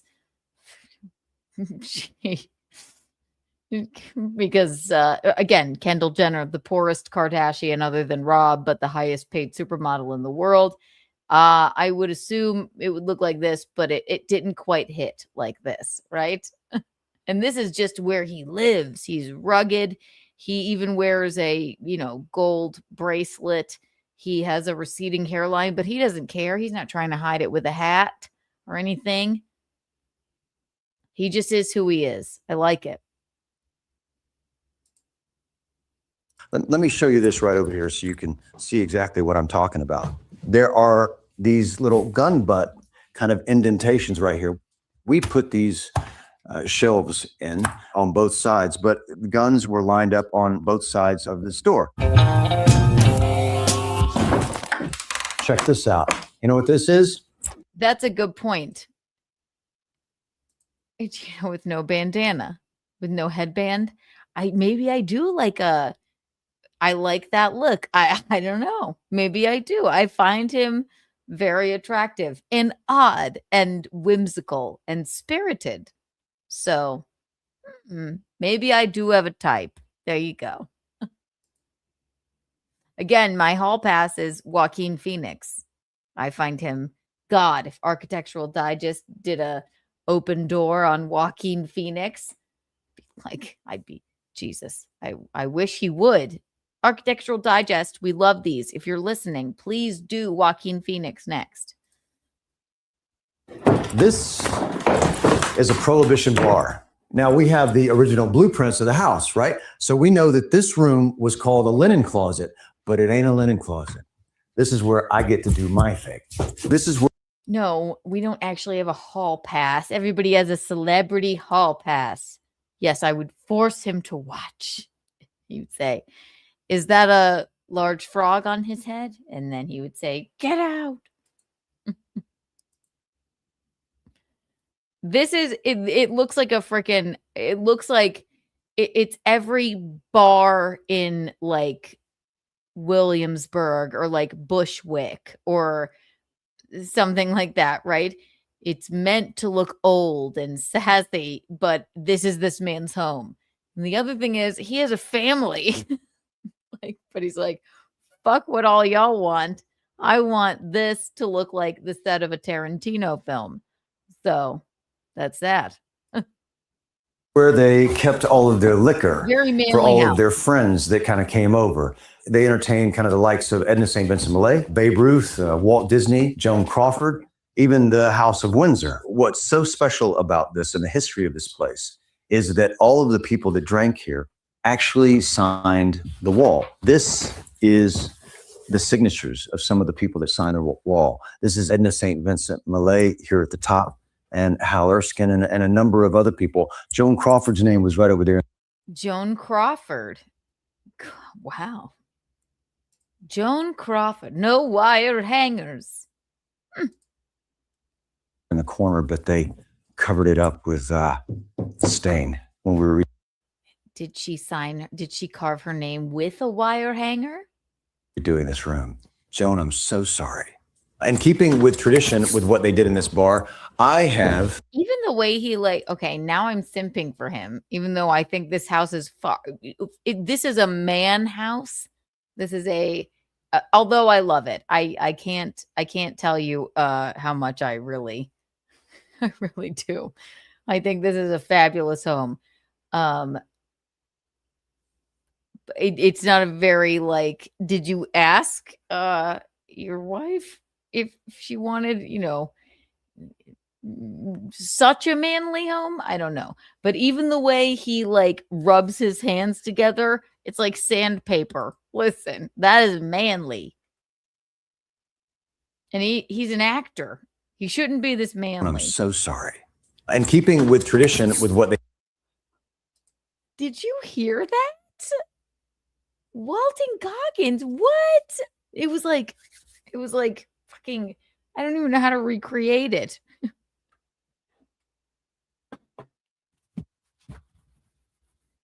Listen. They did in this bar, this room. Joan, I'm so sorry. In keeping with tradition with what they did in this bar, I have asked a number of my friends to begin signing this wall because socializing and having friends over and talking is very, very important to me and my family. Rosebud. Just kidding. So we are in the Hudson Valley, and as you can imagine, it's cold, and it certainly would have been much colder than it was today in the 1920s. So all of the fireplaces in this house are practical. The one thing in this room I did want to show you is this. This is a bronze casting of my hand from the Hateful Eight. This Roman artisan made a sculpture out of it and presented it to Quentin at the premiere of the Hateful Eight in Rome. He loves it. He does. Oh, Architectural Digest, you're still here? Just kidding. Okay, come this way. They could have cut that part out.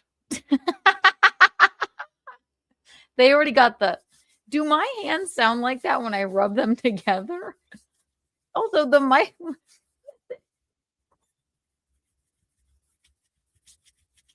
Also, I am kind of dry. But also fucking the Foley, or else it was some sort of Foley artist. I still can't get over that. Or am I hearing things? It was like this. Good to see you guys. Can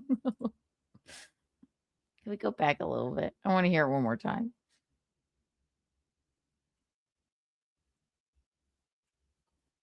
Oh, there it is. Redoing this room. Joan, I'm so sorry. In keeping with tradition with what they did in this bar, I have asked a number of my friends to begin signing this wall because socializing. I'm insane.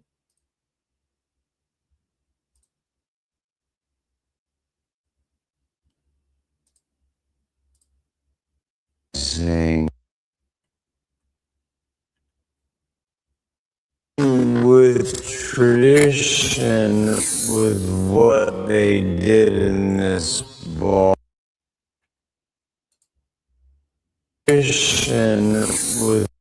It doesn't do it justice when it's slowed down like that. But let's see again. What they did in this. And keeping with tradition with what. He's dry. That's so odd.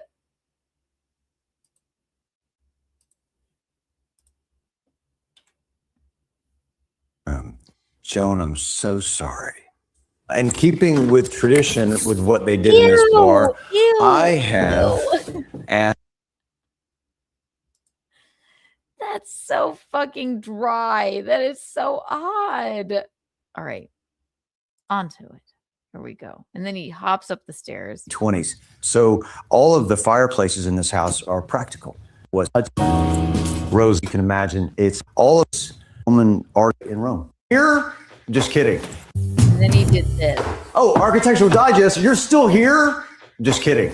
Okay, come this way. I want to show you something. This is a gift from Well done. Sam Jackson. It's a gun that he gave us on the Hateful Eight. He gave 7 of us the gun. He gave Jennifer Jason Leigh a Prada purse. And she said, you can keep the Prada purse. I want the gun. Is that a Prada purse, or are you just happy to see me? In the house, we spend a lot of time in this room as a family. There are, what, 20 windows? Right. We spend a lot of Now, time in this. This is, okay. The living room. This is fabulous. Love everything about this. Okay. It's everything that Kendall Jenner wanted her mountain home to be with, but it just wasn't. Would I want to live here all of the time? I don't know, but I love an open fucking layout there.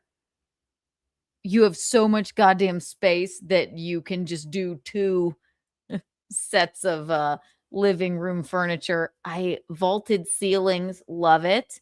Very cozy, but you get sick of it. I would feel, and maybe a little bit claustrophobic. However, since you could probably see, he said he bought this house from somebody else, obviously, and gutted it and made it like this. These were probably separate rooms, so they knocked out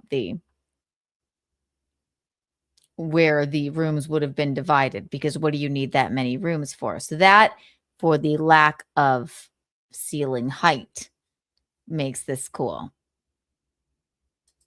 I'm into it. I like it. It's very Walton Goggins. It literally is my favorite. What else room. would you expect him to live in? It's this. It's just, I wonder, like, is the family like, it's so dark in here, Dad? Like, can't we have a normal house? In the house, we spend a lot of time in this room as a family. There are, what, 20 windows in this room, and so you can kind of look out and see. Fabulous. Fabulous, fabulous, fabulous. It's not the home I would choose. It's too much like wood paneling, but it's very Walton Goggins. Yeah. It's like the house you go, like, the wife goes like, all right, I guess this is what you want. Guns everywhere. Fine. And it's just it's extremely manly See the seasons as they change. and gray outside. The sun comes up right over there, and we wake up early in the morning and have a cappuccino and sit in here and watch the sun come up. It's very romantic. Oh, is that why all the couches and all the walls are so worn, Walton? When we were designing this house, we wanted it to feel like it felt in 1923, like it's. Or maybe his wife is just like some kind of like cool hardcore. Obviously, you would have to be to marry him. It doesn't. And obviously, we don't know her. I am over judging here. He said we, so he included her. He didn't say I wanted it to feel like this with my rifle on the over here. A living salon. We contacted a dear friend of ours who became our interior architect, Sean Henderson, who is an unbelievable designer in this home. He just helped us reframe this experience and begin to think how we could live in it as a family. I like things that are old, that feel lived in and worn. And a lot of the little bitty things that you see on all of these shelves as we walk through the house, or even lamps or even chairs, they're just things that I've just kind of picked up along the way in my travels. The fuck is that?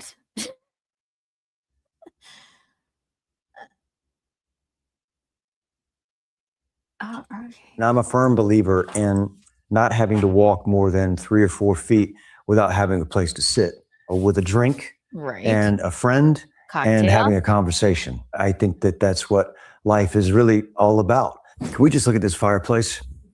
This is 120 years old. I sit here in front of this fire with my wife or with a friend and have a glass of wine, and I just think about all the conversations that were had around this fire over 100. It is sassy. I mean, I'm lest you think I am like shitting on him here. This is like peak Architectural Digest. It is, what would you think that Walton Goggins would live in? It's this. It is, and you want a home to represent you. And we just don't know his wife. So maybe it also represents her.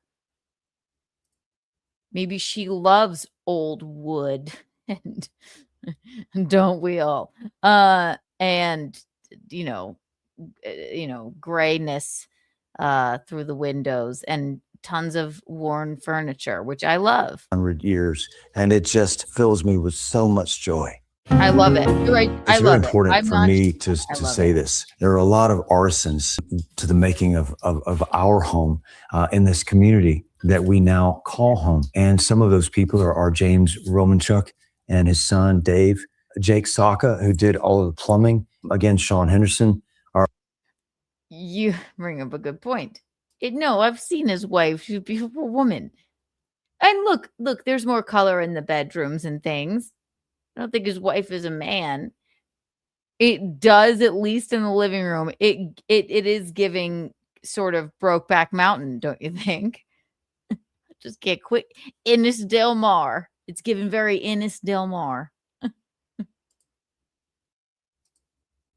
Architectural designer, and Dean Warner, who did the electricity, Chris Gregory, who matched all of the walls around here. And again, I just think it's so important to say that, like making a movie, an actor doesn't make a movie, a director doesn't make a movie. A team of people show up every day and pour their hearts into it. This is a painting by a friend of mine, Danny. And what I love about these is these people, here's what I love about these open door ADs. As insufferable as some of them can be, this isn't. This man has worked as an actor so hard his entire fucking life and really gave a shit about how he made his home to reflect not only him, hopefully, I mean, we just don't know his wife, whatever, but him, his family, and they're proud of it. And I think that that's really fucking cool. It is really cool. So snaps for you, Walton. With your dry hands. Those were the driest hands I've ever heard. The Foley artist in this was on point. Fox. And you'll see Danny and Wes Lang in a lot of places. They're my best friends. And one else thing I'll say is, what man fucking, how many men do you know that like care about what actually went into like the art in a home, or like the fucking furniture, or like the way, you know, the way in which it's positioned? He knows this place top to bottom. So that's very cool. Good for you, Walton. Snaps for you. I love it. Friends, and I'm very fortunate to have a few of their pieces, and they're bangers, if you know what I mean. Come with me. So then that leads into this hallway. Check this thing out. This is what's so cool about this. This was the main entrance to the house. We decided to close this entrance off to the house and kind of redid all the stone outside so that this is kind of like our personal wing. But this was the main entrance to the house. And it's just one of my favorite rooms in the whole house. It's just a hallway, but what a magnificent hallway it is.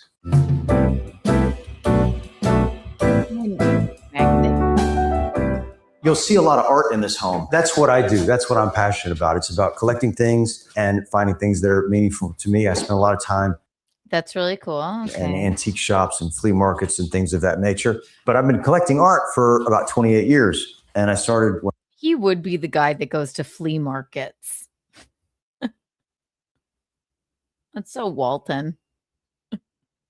What are you doing, Walton? I'm at a flea market. I was just hanging out at a flea market. Oh, hey, I didn't see you there with your camera. It's just me, Walton. What are you doing? I'm at a flea market. You know, just putting my calloused hands on some history. Okay. All right, Walton. you know, chips from Ballet Park and just a little bitty thing. And now, 28 years later, you know, we've accumulated a lot of art, and having our son exposed to art is one of the most important gifts I think that we've been able to give him. This is my ass. Oh, And it's my no, son's Walton, ass. And this one almost 28 years. It is. I mean, it's on YouTube. It's fine. I wanted to show you one other one. Just for let's go to the kitchen. Let's see what he does. Everybody, I'll tell you all about a person with the way they design their very rich kitchen. We live in the Hudson Valley, so it's constantly filled with deer or wild turkey or black bears or me walking naked, talking to myself, studying lines. You can see all of those things outside this window. Very sassy. Espresso machine, more brass. And now I'm going to take you to the kitchen. This is where the cooking happens. And guess what? I do none of it. Zero. My wife, she does. He should stop trying to be funny. Remember when he ran upstairs? It was odd too. I like this. It's a little too much on the countertops for me, and I open cabinets, not my favorite thing, but it's very Walton Goggins. All of it. She's an incredible cook. I'm very lucky to have a partner who enjoys cooking as much as my wife does. Although I do cook a mean sourdough, and I cook some unbelievable focaccia. Maybe you've heard of it. These are just like old plates that we kind of found. And this little piece of art right up here was the first. You didn't find those. What do you mean old plates we kind of found? There's just kind of old plates we kind of found. You could actually put Matthew McConaughey's house probably looks like this too. There's just kind of old plates we sort of found, on the road and stuff. At a flea market, or we just went to a good old Goodwill. It's just kind of old plates we kind of found. No, you didn't. Those all match. Shut up. You just mismatched them. These are just like old plates that we kind of found, and this found where?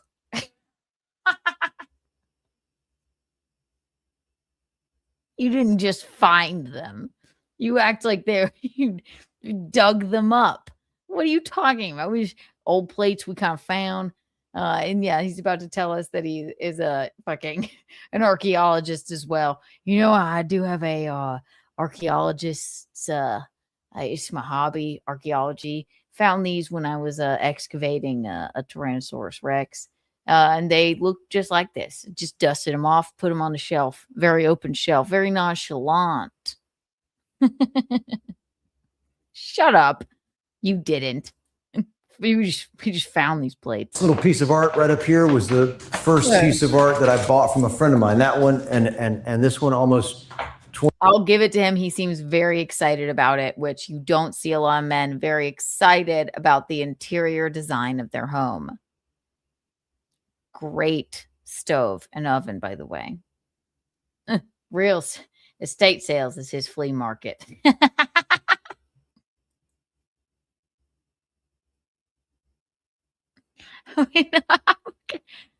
What exactly is the difference between Matthew McConaughey and old leather sofa? Nothing. Same. All right. It's all just the same, make love on the sofa, make love on me. All right. Walton Goggins, Matthew McConaughey. We both have receding hairlines, and we love our wives. Make love to them. Right? 28 years ago, but these are just things that we've kind of collected. These are ants. There's some ants right here. Again, they're just fans of mine. He is so. He's like, these are ants. There's some ants right here. You're one of the people, Walton. We get it. He's got some ants. I love him. He is the least insufferable of all of these. I only make fun because I have to. Focaccia. This is a table that we had at our house in Los Angeles. All right, we got a banquet going on over here. I do like the how it's darker wood here, and everything looks lived in. It's like as if Architectural Digest came in, and what happened? Someone sat there for 30 minutes so that it would look like someone were just sitting there looking at the ants crawl across the table. They're all very calculated, all of these, however, and also probably they brought the flowers in. But I do like Walton's house, and I do like how excited he is about it. And it was too long for here, so we just cut it down. We live in the woods, so it's not like you can kind of run down to the store and get everything that you need. There was a lot of thought and a lot of effort that kind of went into all of this. What did he say before? We just sort of found these because when you live in the woods, you live in the woods. You live in a fucking. He's just trying to be one of the people. He's just being one of the people. We live in the woods. That's how I excavated our pots and pans and our dishes. I just sort of found them when I dug them up in the backyard. Although Joan Crawford was here one time and carved her name into the wall with a wire hanger. All right. The other thing that I'm really passionate about is lighting. I just have been collecting light fixtures for a really long time. This is one of them we got from a friend of ours. Not a lot of variety. I don't want to believe him, but he's not a douche. I believe him. I want so badly to shit on him, but he's like, yeah, we've been collecting these for a long time. I've been collecting light fixtures for a long time. Something about Walton Goggins, I believe him. If fucking, I don't know. What man in Hollywood? If goddamn, Sean Penn said, I've been collecting light fixtures for a long time, I'd be like, shut the fuck up, Sean. But Walton, I believe. Look at him. And I love his home. I do. And the lamps that I like, most of them are brass or copper. The thing that my family can't stand is how low I usually keep the lights. And they're constantly like, you see, everything is on a dimmer. See that? Everything's on a dimmer. I'm going to do an impersonation of my family whenever they walk into a room. And the lights go up. And as soon as they leave, the lights go down. That I'm going to do impersonation of my family. It's a very gay thing. Gay men, I have many, many gay bays in my life. And they've told me, and now that I've noticed it, they hate overhead lighting. You come into the room and turn on some lights. At least the gays I know and I've seen, they say it's a gay thing. They do not like overhead lighting. They want warm lighting, dimmed lights, which I understand. So maybe he's channeling his inner gay. I don't know. Oh, I'm so sorry, Architectural Digest. I was just having a moment to myself. This is the TV room. Movies are a really big. Why does he keep trying to make jokes? Let them love you, Walton. Oh, I'm sorry. This is such a Gino joke. Oh, sorry. I didn't see you there.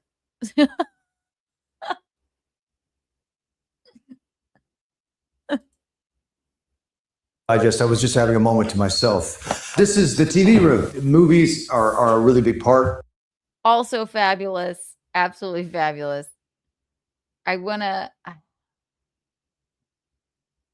right, let's skip to the Lou, my darling. Let's skip to the Lou, my darling. And what it takes to bring a house back to life.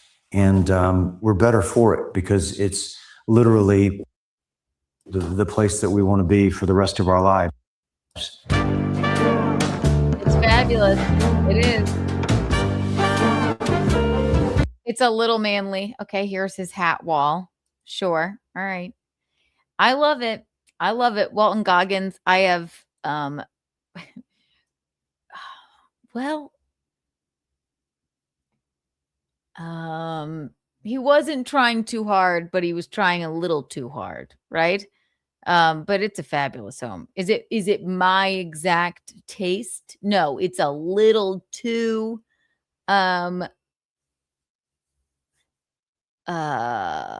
yeah, too much wood in there.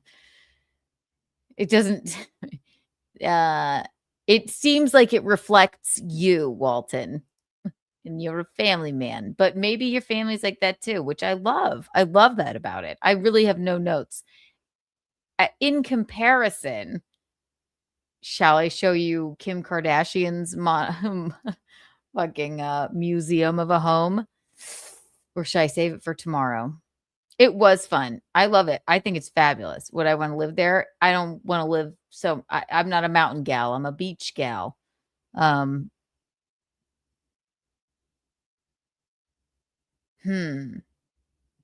been 3 hours and 24 minutes. We had a guest today. Now I'm going to shave my forehead and wear sandpaper on my hands. Then Keanu will like me too.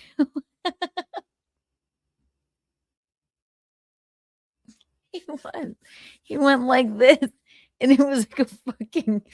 What the hell was that? What was that?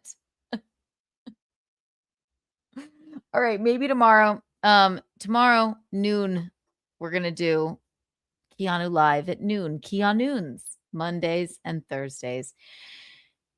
You guys are fabulous. I won't bore you with any more. And tomorrow, lest you think I'm not going to make you watch that strange video again and make you laugh at it, because it is funny. It is funny. Not the Architectural Digest one. The one where the man was recording her on the train. I'm telling you, the more you watch it, the funnier it gets. All right. Everyone, oh my gosh, it's been so much fun. Everyone, go get your copy now. Lolcows, the internet's never-ending tragedy, by Luther Morgan. Thank you so much, Luther, for coming on and talking about the fabulous chapter on Nick Rekieta that I was interviewed for. Much to talk about in this book. You guys are the Eels Tips, the Cat's Pajamas, and the Bee's Knees. I will be back tomorrow at noon, and then you'll see me all day. Go and check out go and check out Garrett and Steve's show tomorrow. I'll be on there. And then they have the In Hot Water Football show on Tino's channel. So we may have Michaeline pop by tomorrow noon. We have a new Keanu cast coming out for you as well. Right? You guys have been just so fabulous. Thank you for all the fun laughs. And, I forgot about that Kris Jenner music video, which is absolutely fabulous. You never know what might happen. Eels Tips, Cat's Pajamas, and the Bee's Knees. That's all of you. Kiki out. See you at noon tomorrow. She loves her skin.